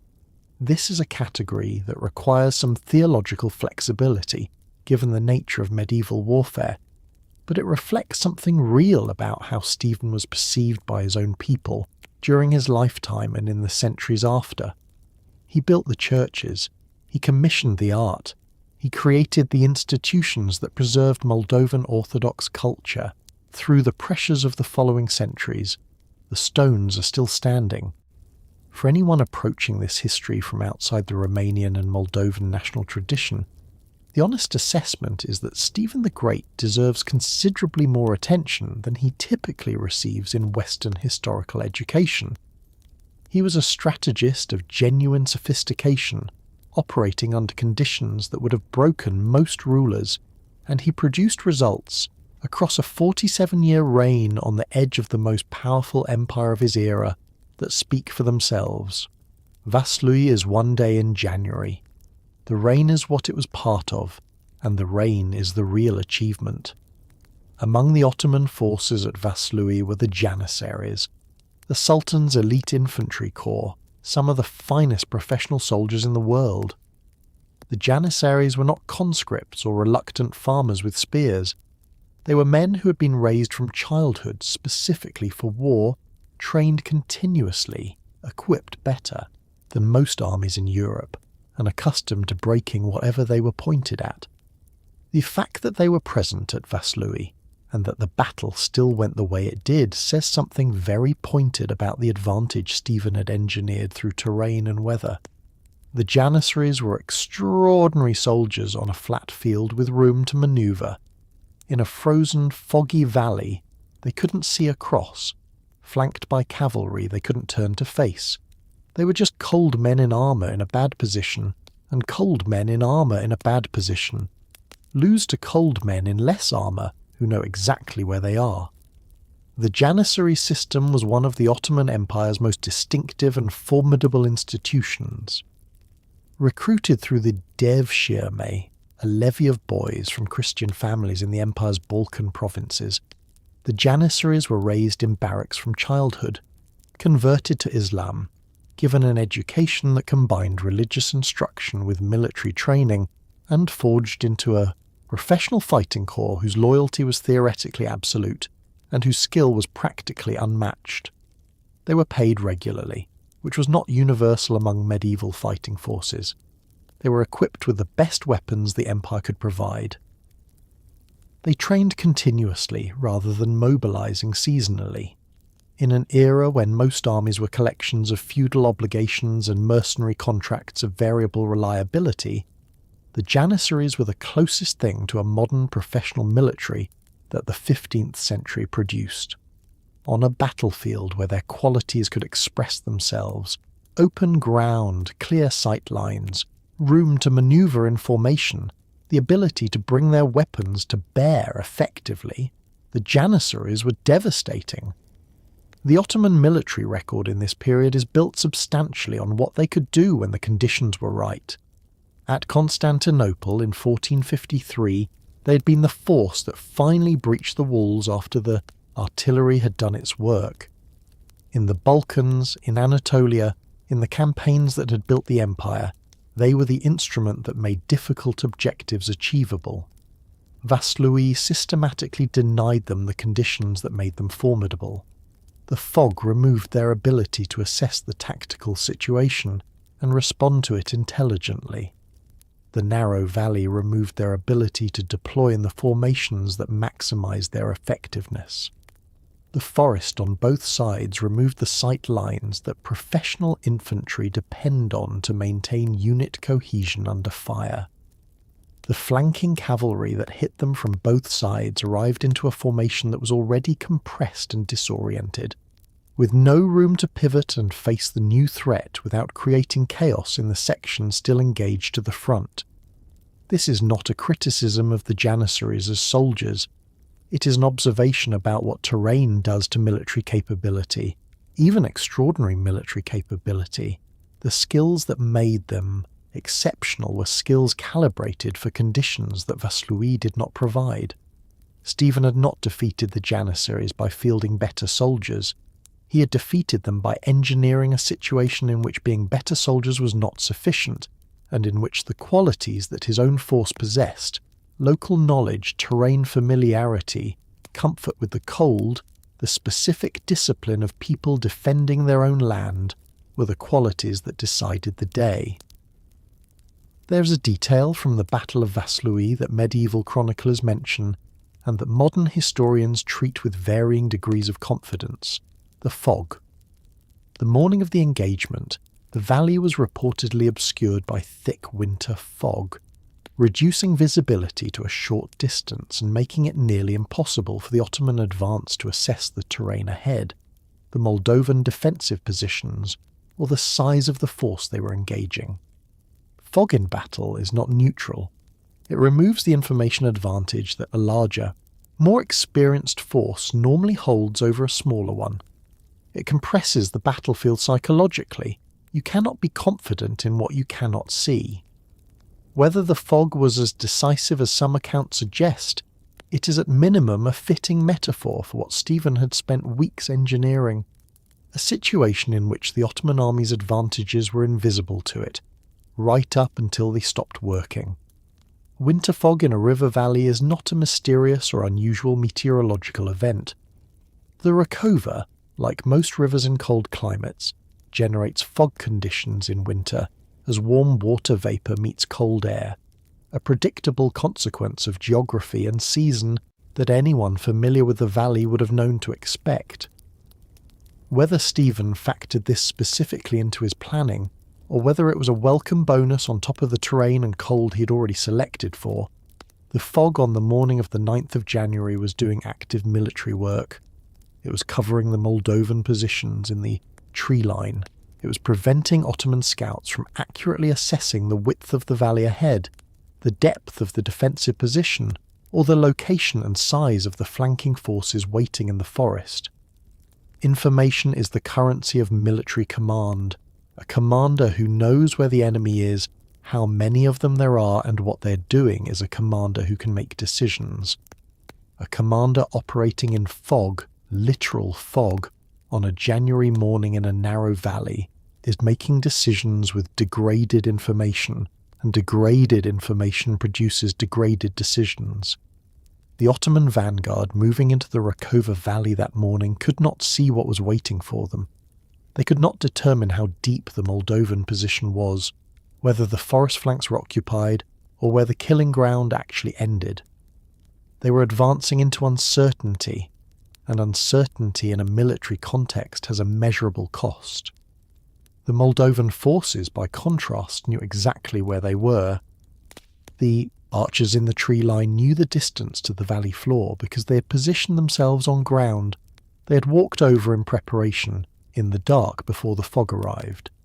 The infantry in the centre knew the terrain behind them and the terrain in front of them because it was their valley, their river, their country. The cavalry waiting in the forest knew the routes they would take to the flanking positions, because those routes had been scouted and prepared before the Ottoman army arrived. They were operating in fog, yes, but it was familiar fog. Fog over ground, they understood. Fog that was hiding them as effectively as it was hiding anything. There is a version of military history that attributes outcomes to the quality of soldiers and commanders and discounts the role of weather, terrain, and chance. Vaslui does not fit that version. The fog mattered. The cold mattered. The specific shape of the valley mattered. Stephen had assembled a constellation of advantages that were not individually decisive, but that combined, on a January morning in 1475, into something that was. The Battle of Vaslui sits in a complicated position in the larger history of the 15th century. Western European histories of the period, even those concerned with the Ottoman advance, have often treated it as a footnote, a regional conflict in a principality most people couldn't locate on a map. But from the perspective of Eastern European history, and from the perspective of what might have happened without it, Vaslui was genuinely significant. A successful Ottoman campaign in Moldova in 1475 would have opened routes further north and west. It would have demonstrated that the eastern frontier was penetrable. Stephen's victory did not stop the Ottoman advance in the region permanently. Nothing could do that, but it delayed it, disrupted it, and cost it dearly. And it announced, in terms that Mehmed II apparently found worth taking, personally, that this particular small country, in this particular frozen corner of the world, was not going to be easy. The question of what Vaslui prevented is necessarily speculative, because history does not run controlled experiments, but the speculation is not idle. The Ottoman advance into Eastern Europe in this period was not an abstract process. It was a series of specific campaigns that produced specific results, and the results at Vaslui in 1475 were one of the most significant reverses the empire suffered in the region in this era. An Ottoman Moldova in 1475 would have been a staging point. It would have changed the strategic geometry of the entire Eastern European frontier, for Poland, for Hungary, for the territories further west that were watching the Ottoman advance with increasing anxiety. The Pope who received Stephen's letters understood this, at least in theory. The European courts that expressed admiration and sent nothing understood it too. The gap between understanding a threat and doing something concrete about it is one of the persistent features of international politics across all eras, and the 15th century was not exceptional in this regard. What was exceptional was the response of the people who could not afford to understand the threat theoretically, the Moldovans who actually lived on the frontier, and who answered the mobilization call, and held the valley line because the alternative was not abstract. In Romania and Moldova today, Vaslui is not a footnote, it is a reference point, a moment in the national story that carries the weight of defining resistance, of the small standing against the large, of intelligence and preparation and courage combining to produce an outcome that the numbers on paper said was not supposed to happen. This kind of story does a great deal of cultural work, and it is important to apply the historian's caution about the ways national memory shapes the past in its own image. But it's also important not to let that caution collapse into dismissiveness about something that was genuinely remarkable. What happened in the Rakova Valley on the 9th of January 1475 deserves to be known more widely than it is. It deserves to sit alongside the other famous battles of the 15th century, the ones that appear in the standard textbooks, the ones taught to students who will never hear Stephen's name, as an example of what military genius looks like when it is working with a fraction of the resources and all of the desperation. Stephen the Great stood in a frozen valley with 40,000 people and turned an army of 100,000 around, and then spent the next 30 years making sure it could not come back and finish the job. That is a life's work. That is a story worth losing sleep over.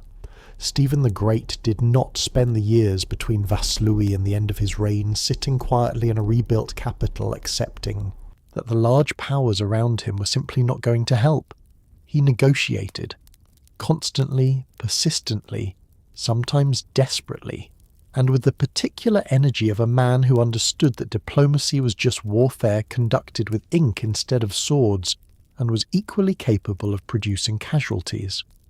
The two powers he needed most were Hungary and Poland, both large enough to make a meaningful difference, both close enough to have concrete interests in what happened to Moldova, and both, for reasons that kept changing in the details while staying consistent in the outcome, unable to commit to the kind of sustained alliance that would have fundamentally changed Moldova's strategic position.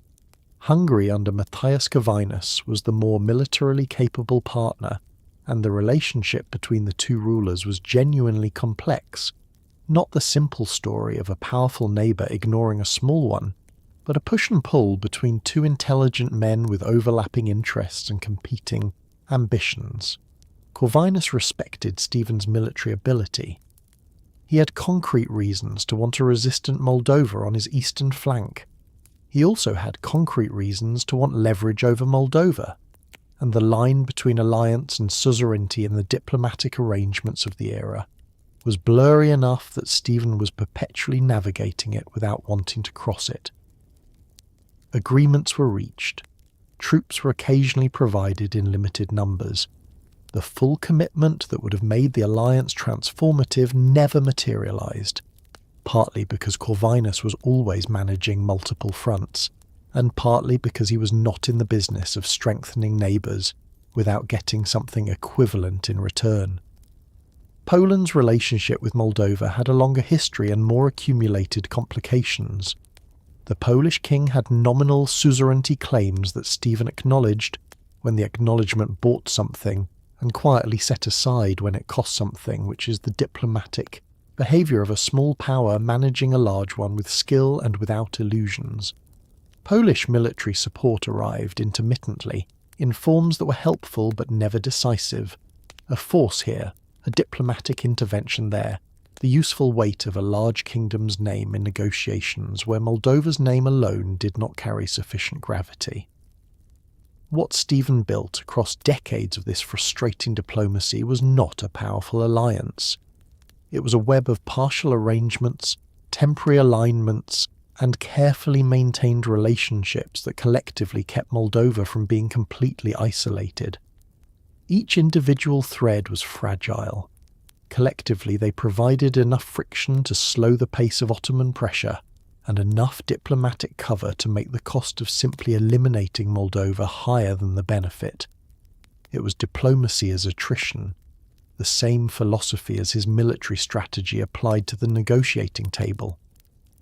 The lesson that runs through all of it is one that small states on large frontiers have had to learn repeatedly across history. The help you need and the help you get are different quantities, and the gap between them is where survival is negotiated. Stephen survived that gap for 47 years. The diplomacy was part of how, alongside the terrain and the cold and the refusal to accept that a defeat was a conclusion rather than a setback. He was not naive about what the large powers would and would not do. He was simply unwilling to stop asking, because stopping asking was a form of giving up, and giving up was not something Stephen the Great appears to have known how to do. It is easy, when telling the story of Stephen the Great and the Battle of Vaslui, to focus entirely on the military and diplomatic dimensions, the troop movements, the terrain choices, the letters to European courts, and to lose track of the fact that all of this was happening to a population of people who were not commanders or princes or papal correspondents. They were farmers and craftspeople and merchants and clergy, living in a principality that was, for most of Stephen's reign, either recently at war, currently at war, or clearly about to be at war again. Understanding what that actually meant for daily life in Moldova during this period is part of understanding what Vaslui was and what it cost. The Urzesh, the free farmers who owed military service in exchange for their land rights, were the social and military backbone of what Stephen could mobilise. They were not peasants in the sense of bound serfs with no stake in the outcome. They were men with land of their own, weapons of their own, and a direct personal interest in whether the principality that guaranteed their land rights survived. When Stephen called them, they answered, and they answered in the numbers that made Vaslui possible. But answering a military call in January meant leaving a farm in January, leaving the animals, the stored food, the family, the accumulated work of the agricultural year to whatever could be managed without the men who normally managed it. The women and older children who remained in villages during campaigns were not simply waiting. They were running the farms, managing the livestock, making the decisions about food allocation across a winter that had already been disrupted by the scorched earth preparations that preceded the battle. A family whose grain store had been burned to deny it to the Ottoman army was a family making very difficult calculations about how to survive until the next harvest. Calculations that did not resolve neatly just because the battle was won. The clergy who staffed Stephen's growing network of churches and monasteries occupied a different position in this picture, not outside the suffering but cushioned from the worst of it, while also providing the cultural and spiritual infrastructure that gave the population a framework for understanding what they were enduring. The Orthodox Church in Moldova during this period was not a passive institution. It was actively engaged in articulating the meaning of the war, the defence of the Christian faith, the protection of a way of life that the Ottoman advance threatened, in terms that gave ordinary people a vocabulary for their own experience. This mattered. People fight harder and endure more when they understand what they are fighting for in terms that connect to their own identity, and the church was the institution that made that connection legible for a largely non-literate population. The monasteries Stephen built were placed in communities, not in isolation. They were local institutions, sources of education and healthcare and hospitality, anchors for village economies, and, perhaps most importantly, physical expressions of the idea that this was a culture worth investing in permanently. When you build a stone monastery in a principality under constant military pressure, you are making a statement about the future. You are saying that there will be a future. Stephen said it in stone, repeatedly, across 47 years, and the stones are still standing. One of the aspects of the Battle of Vaslui that gets less attention than the tactical details is the question of why Moldova specifically mattered so much to the Ottoman Empire, enough to send 100,000 soldiers into a frozen principality in January. The military humiliation of Suleiman Pasha's defeat is the obvious answer, but the underlying strategic logic runs deeper than pride, and it has to do with the Black Sea, trade routes, and the broader Ottoman project of converting the inland sea that Constantinople controlled into a closed Ottoman lake. The Black Sea in the 15th century was not a quiet body of water. It was a commercial highway connecting the interior of Asia, the Caucasus, and the grain-producing steppes of the north to the Mediterranean trading networks that supplied Western Europe with the commodities it depended on. The Genoese had been the dominant commercial power on its shores for generations, operating trading colonies at Kaffa in Crimea and at points along the northern coast, functioning as the middlemen in a network that moved silk, spices, grain, slaves, and the accumulated wealth of half a continent through ports that paid Genoese tariffs and answered to Genoese merchants. The Ottomans had been systematically dismantling this arrangement across the middle decades of the 15th century. The fall of Constantinople in 1453 had given them the Bosphorus, the narrow strait connecting the Black Sea to the Mediterranean, through which all Black Sea trade had to pass. In 1475, the same year as Vaslui, the Ottomans took Kaffa, the principal Genoese colony in Crimea, effectively ending Genoese commercial dominance in the Black Sea and completing their control of the sea's eastern and southern shores. The western end, Moldova's coastline, the Danube Delta, the access points to the northern Roots was the remaining piece. Stephen held Chilia, the fortress at the Danube Delta, and he held it with the same combination of military capability and strategic clarity that characterized everything else he did. Chilia was not just a castle. It was a choke point on the commercial routes that the Ottomans needed to control to complete their Black Sea closure, and its continued presence in Moldovan hands was a persistent irritant to Ottoman strategic ambitions that went beyond any individual battle. The campaigns against Moldova were not only about punishing resistance or collecting tribute. They were about finishing a strategic project that required Moldovan compliance, and Stephen's refusal to comply was costing the empire something it valued more than military pride. The Genoese connection gave Moldova occasional support from commercial interests that had their own reasons to want Ottoman expansion contained: money, intelligence, and the kind of practical assistance that commercial networks can provide without the formal commitments of political alliance. It was not enough to change the fundamental balance of power, but it was another thread in the web of partial support that kept Moldova functional through decades of pressure. The Black Sea context also shaped Stephen's diplomacy with the Italian states, particularly Venice, which had its own complicated and deteriorating relationship with the Ottoman Empire, and its own reasons to value a resistant principality on the empire's northwestern frontier. The strategic picture that emerges from this wider view is of a small principality that occupied, by geographic accident, one of the most contested and valuable positions in the 15th century world. Moldova was not just a country Stephen was defending. It was a node in a network, a piece of a larger strategic puzzle, whose position at the intersection of Ottoman ambition, Black Sea commerce, and Eastern European frontier politics made it simultaneously more important than its size suggested and more vulnerable than its importance deserved. Stephen the Great lived until 1504, nearly 30 years after the Battle of Vaslui, and the later period of his reign is a story of sustained, grinding, successful resistance that deserves recognition alongside the famous winter victory.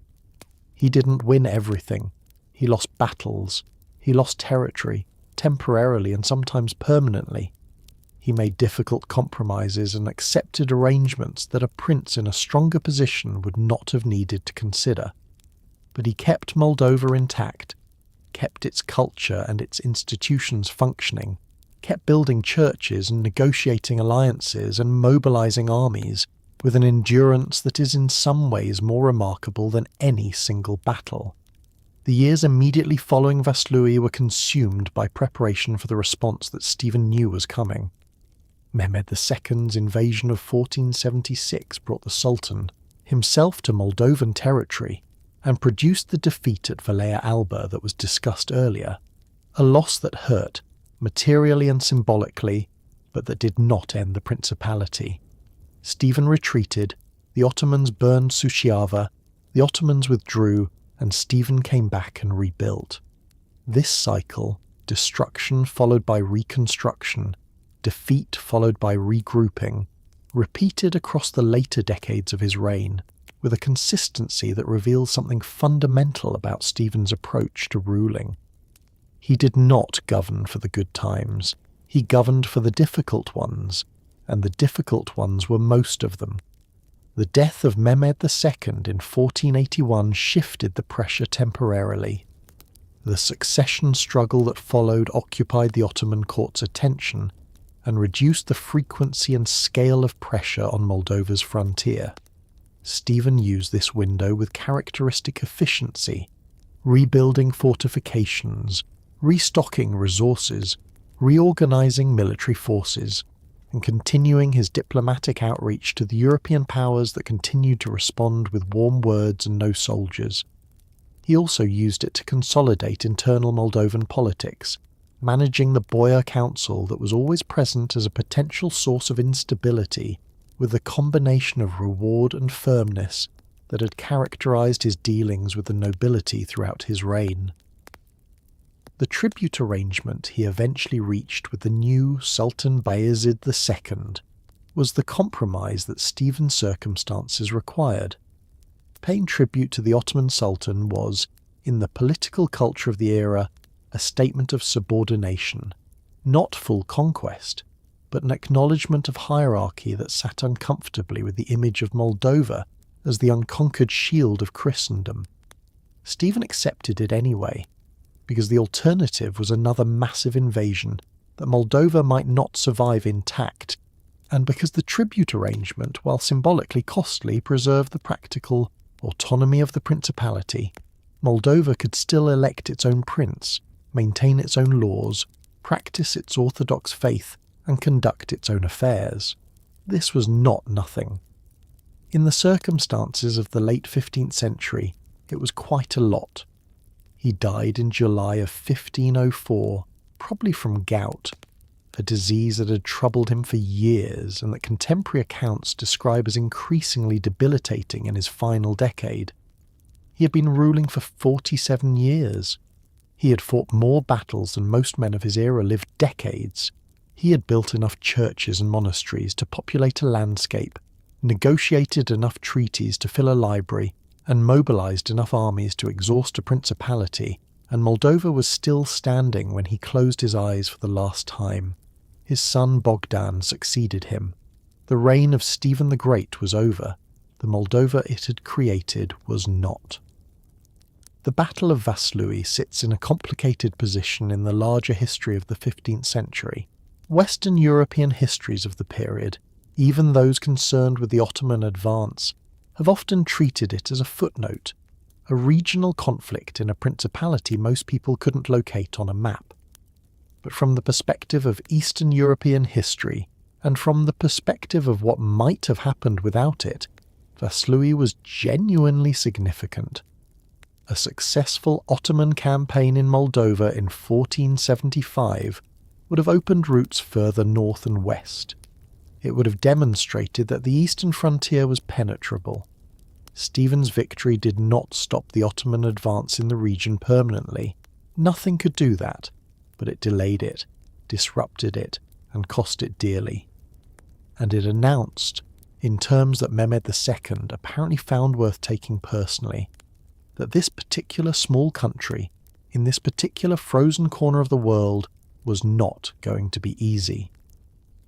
The question of why Vaslui remains underrepresented in the broader historical conversation has an uncomfortable but honest answer. The stories that get told at the centre of historical education are shaped by the perspectives of the people who built the institutions that tell them. Western European and American historical curricula have, for most of their existence, organised the past around the places and people and events that mattered to Western European and American audiences, and a principality on the eastern frontier of Europe, fighting a battle in a frozen valley against an empire that Western audiences have been conditioned to encounter, primarily through the lens of later conflicts, did not fit neatly into the stories those curricula were built to tell. This is changing slowly as the field of history broadens its geographic imagination. Vaslui belongs in the broader story. The military achievement itself deserves examination on its own terms, separate from national memory or historiographical politics. What Stephen engineered at Vaslui was sophisticated in ways that repay careful analysis, the weeks-long preparation, the terrain selection, the use of weather as a force multiplier, the coordination of infantry holding with flanking cavalry, the integration of archery into a defensive plan that used concealment rather than massed fire, the pursuit that converted a tactical victory into a strategic one. These were not lucky accidents. They were the product of a commander who understood his resources, his terrain, and his enemy with the clarity that comes from decades of fighting in a specific place against specific opponents. What the battle means beyond the military is a question that each generation answers for itself. For the people of Romania and Moldova, Vaslui is a story about survival against impossible odds, about a small country that was not supposed to win, and did anyway, that was not supposed to matter, and did anyway, that was written off by the large powers around it, and outlasted several of them. This is a story with obvious emotional resonance for any small country navigating a world of large ones, and its resonance has not diminished across 5.5 centuries. For anyone encountering it tonight, for the first time or the 100th, the honest takeaway is simpler. Something remarkable happened in a frozen valley in January of 1475. 40,000 people held a line that should not have held, in cold that should have broken them, against an army that should have ended the argument before lunch. They held it because a man with 47 years of stubbornness in him had spent weeks building the conditions for them to hold it. And because they held it, a country that should not have survived. That is the story of Vaslui. It deserves to keep you up at night just a little before it puts you to sleep. Stephen knew it was coming. His intelligence network, which had been functioning effectively throughout the 1475 campaign, gave him warning that the response would be personal, large, and coming in the summer of 1476, when the ground was dry and the terrain advantages that had defined Vaslui would be less decisive. Mehmed, who was not Suleiman Pasha and had not been handed a winter campaign in a frozen valley, was going to choose his own season. This was the variable that the scorched earth and the fog and the January cold had provided in 1475, and it was a variable that would not be available in the same way in the summer. Stephen looked at the intelligence and began making plans for a different kind of war. 1475 was not the end of Stephen's war. The following year, 1476, Mehmed II led a force into Moldova himself, a force even larger than the one that had been destroyed at Vaslui. This time, the battle at the White Valley, Valea Alba, went differently.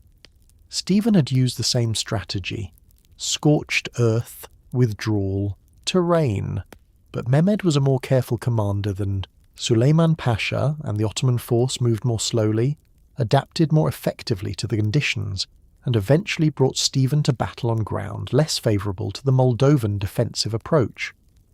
Moldova lost.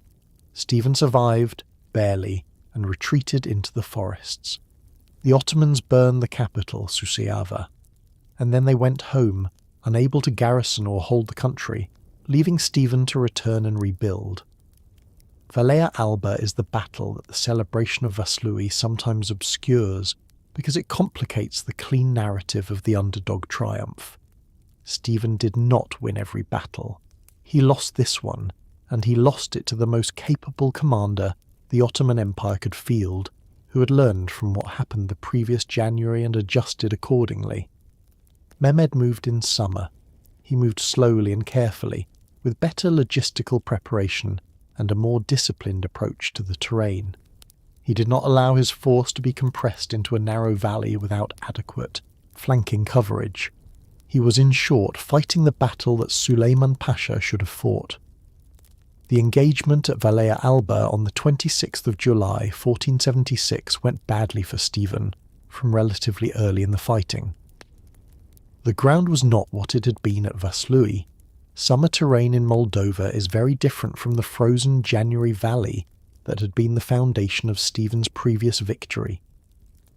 The cavalry manoeuvres that had defined Vaslui were harder to execute on ground that offered the Ottoman force more room to operate, and the Ottoman army this time was being led by a commander who was not going to be surprised by the kind of tactical ingenuity that had destroyed Suleiman Pasha's force. Stephen escaped the battlefield, survived being unhorsed at one point according to some accounts, which gives you a sense of how close things got, and retreated north into the forests with the remnant of his army. Mehmed's forces pushed forward, reached the Moldovan capital of Suceava, and burned it. This was the kind of symbolic and material blow that campaigns of this era used to demonstrate decisive victory. The capital in ruins, the enemy prince in flight, the territory occupied. On paper, it looked like the correction Mehmed had come to deliver, and then the Ottomans went home. This is the part that matters as much as anything else. They could not hold Moldova. They could destroy things in it, and they did. But a garrisoned occupation of the principality would have required leaving a force behind that was vulnerable to exactly the kind of harassing, terrain-exploiting, winter-weathering campaign that Stephen had been running for 2 decades. The cost of permanent occupation was higher than the benefit, and Mehmed, who was a sophisticated strategic thinker as well as a formidable field commander, made the calculation and withdrew. Stephen came back out of the forest and started rebuilding. Again, Stephen the Great did not spend the years between Vaslui and the end of his reign sitting quietly in a rebuilt capital, accepting that the large powers around him were simply not going to help. He negotiated. Constantly, persistently, sometimes desperately, and with the particular energy of a man who understood that diplomacy was just warfare conducted with ink instead of swords, and was equally capable of producing casualties. The 2 powers he needed most were Hungary and Poland, both large enough to make a meaningful difference, both close enough to have concrete interests in what happened to Moldova, and both, for reasons that kept changing in the details while staying consistent in the outcome, unable to commit to the kind of sustained alliance that would have fundamentally changed Moldova's strategic position. Hungary was, in some ways, the more promising option. The Hungarian kingdom had a long tradition of engagement with the Ottoman frontier. János Hunyadi, one of the great anti-Ottoman commanders of the preceding generation, had been Hungarian, and the kingdom had direct experience of what Ottoman pressure felt like from the inside. Matthias Corvinus, the Hungarian king in Stephen's era, was an intelligent ruler with genuine military capability and a clear understanding of the Ottoman threat. He and Stephen had a complicated relationship that oscillated between alliance and tension, depending on which of them wanted something from the other at any given moment. They signed agreements. They broke agreements. They fought each other intermittently over Moldovan territory and political arrangements, and then found reasons to cooperate again when the Ottoman pressure became sufficiently acute. The problem with Hungary was that Matthias Corvinus had a great many priorities, and Moldova was not always at the top of the list. He was managing the internal politics of a kingdom that was itself under multiple pressures, conducting campaigns in Bohemia, and navigating the complex chess game of Central European politics that involved the Holy Roman Empire, various Italian states, and the papacy. Moldova was important to him in the abstract. A stable, resistant Moldova on his eastern flank was genuinely useful, but committing substantial forces to a sustained defence of Moldovan territory required resources and attention that were also needed elsewhere. Poland presented a different set of complications. The Polish-Lithuanian Commonwealth was large, powerful, and had historical ties to Moldova that included both cooperation and the kind of overlapping territorial claims that turn historical ties into historical grievances. The Polish king had nominal suzerainty claims over Moldova that Stephen acknowledged when it was useful and ignored when it was not, which is exactly as diplomatically complicated as it sounds. An appeal to Poland for military assistance came with the subtext of the relationship between a nominally subordinate principality and a kingdom that had its own ideas about what Moldovan alignment should look like. Stephen wanted help. He did not want to pay for it in sovereignty. What Stephen eventually achieved was a series of partial arrangements, agreements that provided some diplomatic cover, occasional material support, and the useful fiction of alliance without the substance of sustained military commitment. It was better than nothing and less than what he needed, which is an accurate description of most of the diplomatic outcomes of his reign. He kept negotiating because the alternative was worse, because every additional arrangement added a small weight to the scales on Moldova's side, and because Stephen was constitutionally incapable of accepting that a problem could not be addressed by continued effort. He was not wrong about that exactly. Moldova survived. The diplomacy was part of why. It just cost him a great deal of energy that, In a more just world, he would not have had to spend. It is easy, when telling the story of Stephen the Great and the Battle of Vaslui, to focus entirely on the military and diplomatic dimensions, the troop movements, the terrain choices, the letters to European courts, and to lose track of the fact that all of this was happening to a population of people who were not commanders or princes or papal correspondents. They were farmers and craftspeople and merchants and clergy, living in a principality that was, for most of Stephen's reign, either recently at war, currently at war, or clearly about to be at war again. Understanding what that actually meant for daily life in Moldova during this period is part of understanding what Vaslui was and what it cost. Moldovan society in the 15th century was organised around a hierarchy that placed the prince at the top, the boyars below him, and the large majority of the population, the peasants and free farmers, the Rozeshi who owed military service in exchange for land rights, making up the base of everything.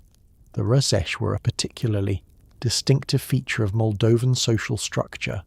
Free men with their own land, their own weapons, and a direct obligation to the prince, rather than to an intervening layer of nobility. This gave the Moldovan military its particular character, an army with a significant proportion of men who were fighting for land they personally owned, in a country where they personally lived, against an invader who would, if successful, fundamentally alter the conditions of their existence. The agricultural calendar that governed most people's lives did not pause for military campaigns. The crops still needed to be planted and harvested. The animals still needed to be tended. The family economies that kept villages functioning required continuous labour, and the mobilisation calls that Stephen issued repeatedly across decades of conflict pulled men away from that labour at times that were sometimes deeply inconvenient for the farms they left behind. A village that sends its able-bodied men to answer a prince's call in the spring is a village with a harvest problem in the autumn, and harvest problems in the 15th century had direct and immediate consequences for survival through the winter.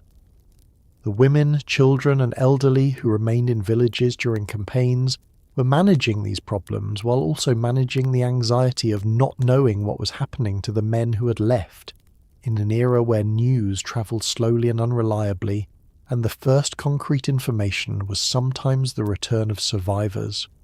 The burned villages of the Scorched Earth campaign added a specific layer of displacement and loss that fell on these same people. Being told your home will be burned so that the enemy cannot use it is a logical military decision. Living through it is something else. And yet the chronicles suggest a population that, however exhausted by decades of conflict, maintained its attachment to Moldova's identity and its support for the ruler conducting its defence, Stephen's relationship with his people was not simply that of a prince commanding obedience. He was present in his country in ways that mattered to ordinary people. The churches he built were in their communities. The monasteries were local institutions. The victories he won were victories that belonged to everyone who had contributed to them. Vaslui was not just Stephen's battle. It was Moldova's battle, paid for by people whose names are not in the chronicles, but whose presence in the valley made the victory possible. One of the aspects of the Battle of Vaslui that gets less attention than the tactical details is the question of why Moldova specifically mattered so much to the Ottoman Empire, enough to send 100,000 soldiers into a frozen principality in January. The military humiliation of Suleiman Pasha's defeat is the obvious answer, but the underlying strategic logic runs deeper than pride, and it has to do with the Black Sea, trade routes and the broader Ottoman project of converting the inland sea that Constantinople controlled into a closed Ottoman lake. The Black Sea in the 15th century was one of the most important commercial waterways in the world. The trade routes that ran from the interior of Asia and the Caucasus to the Mediterranean passed through it. The Genoese had been operating trading colonies on its northern shore, most famously at Kaffa, in Crimea, for generations, and these colonies were nodes in a commercial network that stretched from Central Asia to Western Europe. The Ottomans had been systematically working to close this network to non-Ottoman control, and in 1475, the same year as Vaslui, they took Kaffa, effectively ending Genoese presence in the Black Sea and completing their control of the sea's southern and eastern shores. Moldova sat at the western end of this picture. The Danube Delta and the northern Black Sea coast, where Moldovan territory extended, were the remaining pieces of the puzzle. A compliant or conquered Moldova would give the Ottomans control of the entire Black Sea perimeter, closing it definitively to the Genoese and to the trade networks that bypassed Ottoman tariffs and toll points. Stephen understood this, and it informed his resistance in a way that went beyond simple territorial defence. He was not just defending Moldova, he was defending a commercial and strategic position that mattered to the entire region. The Genoese connection also explained some of the external support that did, occasionally, materialise for Moldova, not from the major Christian powers that Stephen kept writing to, but from commercial interests that had concrete financial reasons to want the Ottoman advance contained. Money from Italian trading houses was not an army, but it was something, and in a principality perpetually short of the resources needed to sustain decades of defensive warfare, something was not nothing. Stephen's control of the Chilia fortress at the Danube Delta, which he held and defended across multiple campaigns, was directly connected to this strategic picture. Chilia was not just a military installation. It was a toll point, a commercial node, and a symbol of Moldovan control over the access routes to the Black Sea. The Ottomans wanted it. Stephen held it for as long as he could. The battle for Chilia was, in miniature, the same battle as Vaslui, a small principality using every advantage available to it to deny a large empire a strategic objective that the empire was determined to acquire. Stephen the Great lived until 1504, nearly 30 years after the Battle of Vaslui, and the later period of his reign is a story of sustained, grinding, successful resistance that deserves recognition alongside the famous winter victory. He did not win everything. He lost battles, he lost territory, temporarily and sometimes permanently. He made difficult compromises and accepted arrangements that a prince in a stronger position would not have needed to consider. But he kept Moldova intact, kept its culture and its institutions functioning, kept building churches and negotiating alliances and mobilizing armies with an endurance that is in some ways more remarkable than any single battle. The Ottoman pressure did not let up after 1476. Mehmed II died in 1481, which gave Moldova a period of relative relief during the succession struggle that followed, but the empire continued to press. Stephen found himself dealing with a new sultan, Bayezid II, and a new set of calculations about tribute, territory, and the terms on which Moldova could survive as a functioning principality rather than a direct Ottoman possession. He eventually agreed to pay tribute, not as a surrender, but as a pragmatic arrangement that bought time and reduced the frequency of invasion while preserving Moldovan autonomy in practice. This was not a popular decision with every Moldovan boyar, and it required Stephen to spend political capital he would have preferred to keep. He spent it anyway, because the alternative was worse. He continued to fight when fighting was necessary. He campaigned in Poland. He fought the Tatars to the north and east, who were a persistent source of raiding pressure, independent of the Ottoman question. He managed internal Moldovan politics with the same combination of force and calculation that had characterized his reign from the beginning. The council of boyars that advised and sometimes constrained him was never entirely comfortable with a prince this decisive, and the relationship required management. Stephen managed it until the very end of his reign without losing control of the principality. He also continued to build. The churches and monasteries of Stephen's reign are among the great architectural achievements of Romanian cultural history. The painted monasteries of Bukovina, several of which were commissioned in this period, are now UNESCO World Heritage Sites, their exterior frescoes still vivid after 5 centuries.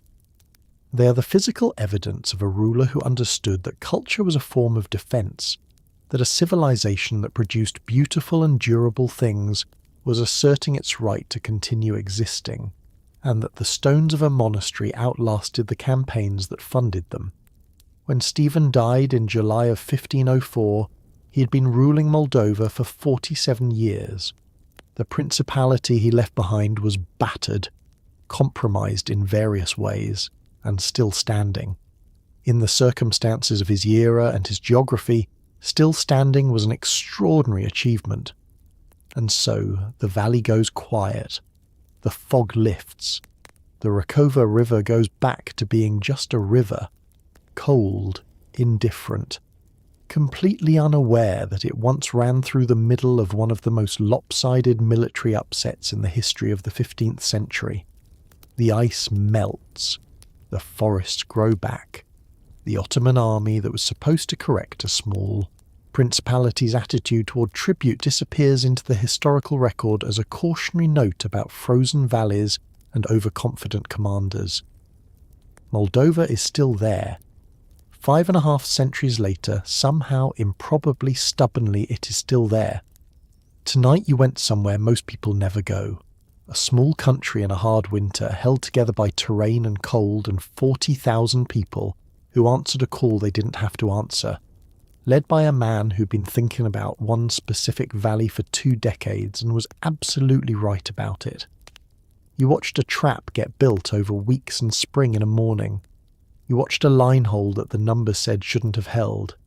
You watched Stephen the Great write letters to courts that sent congratulations and nothing else, and keep writing anyway, because he was constitutionally incapable of accepting that a problem couldn't be addressed by continued effort, which is either a character flaw or a superpower depending on which side of the valley you are standing on.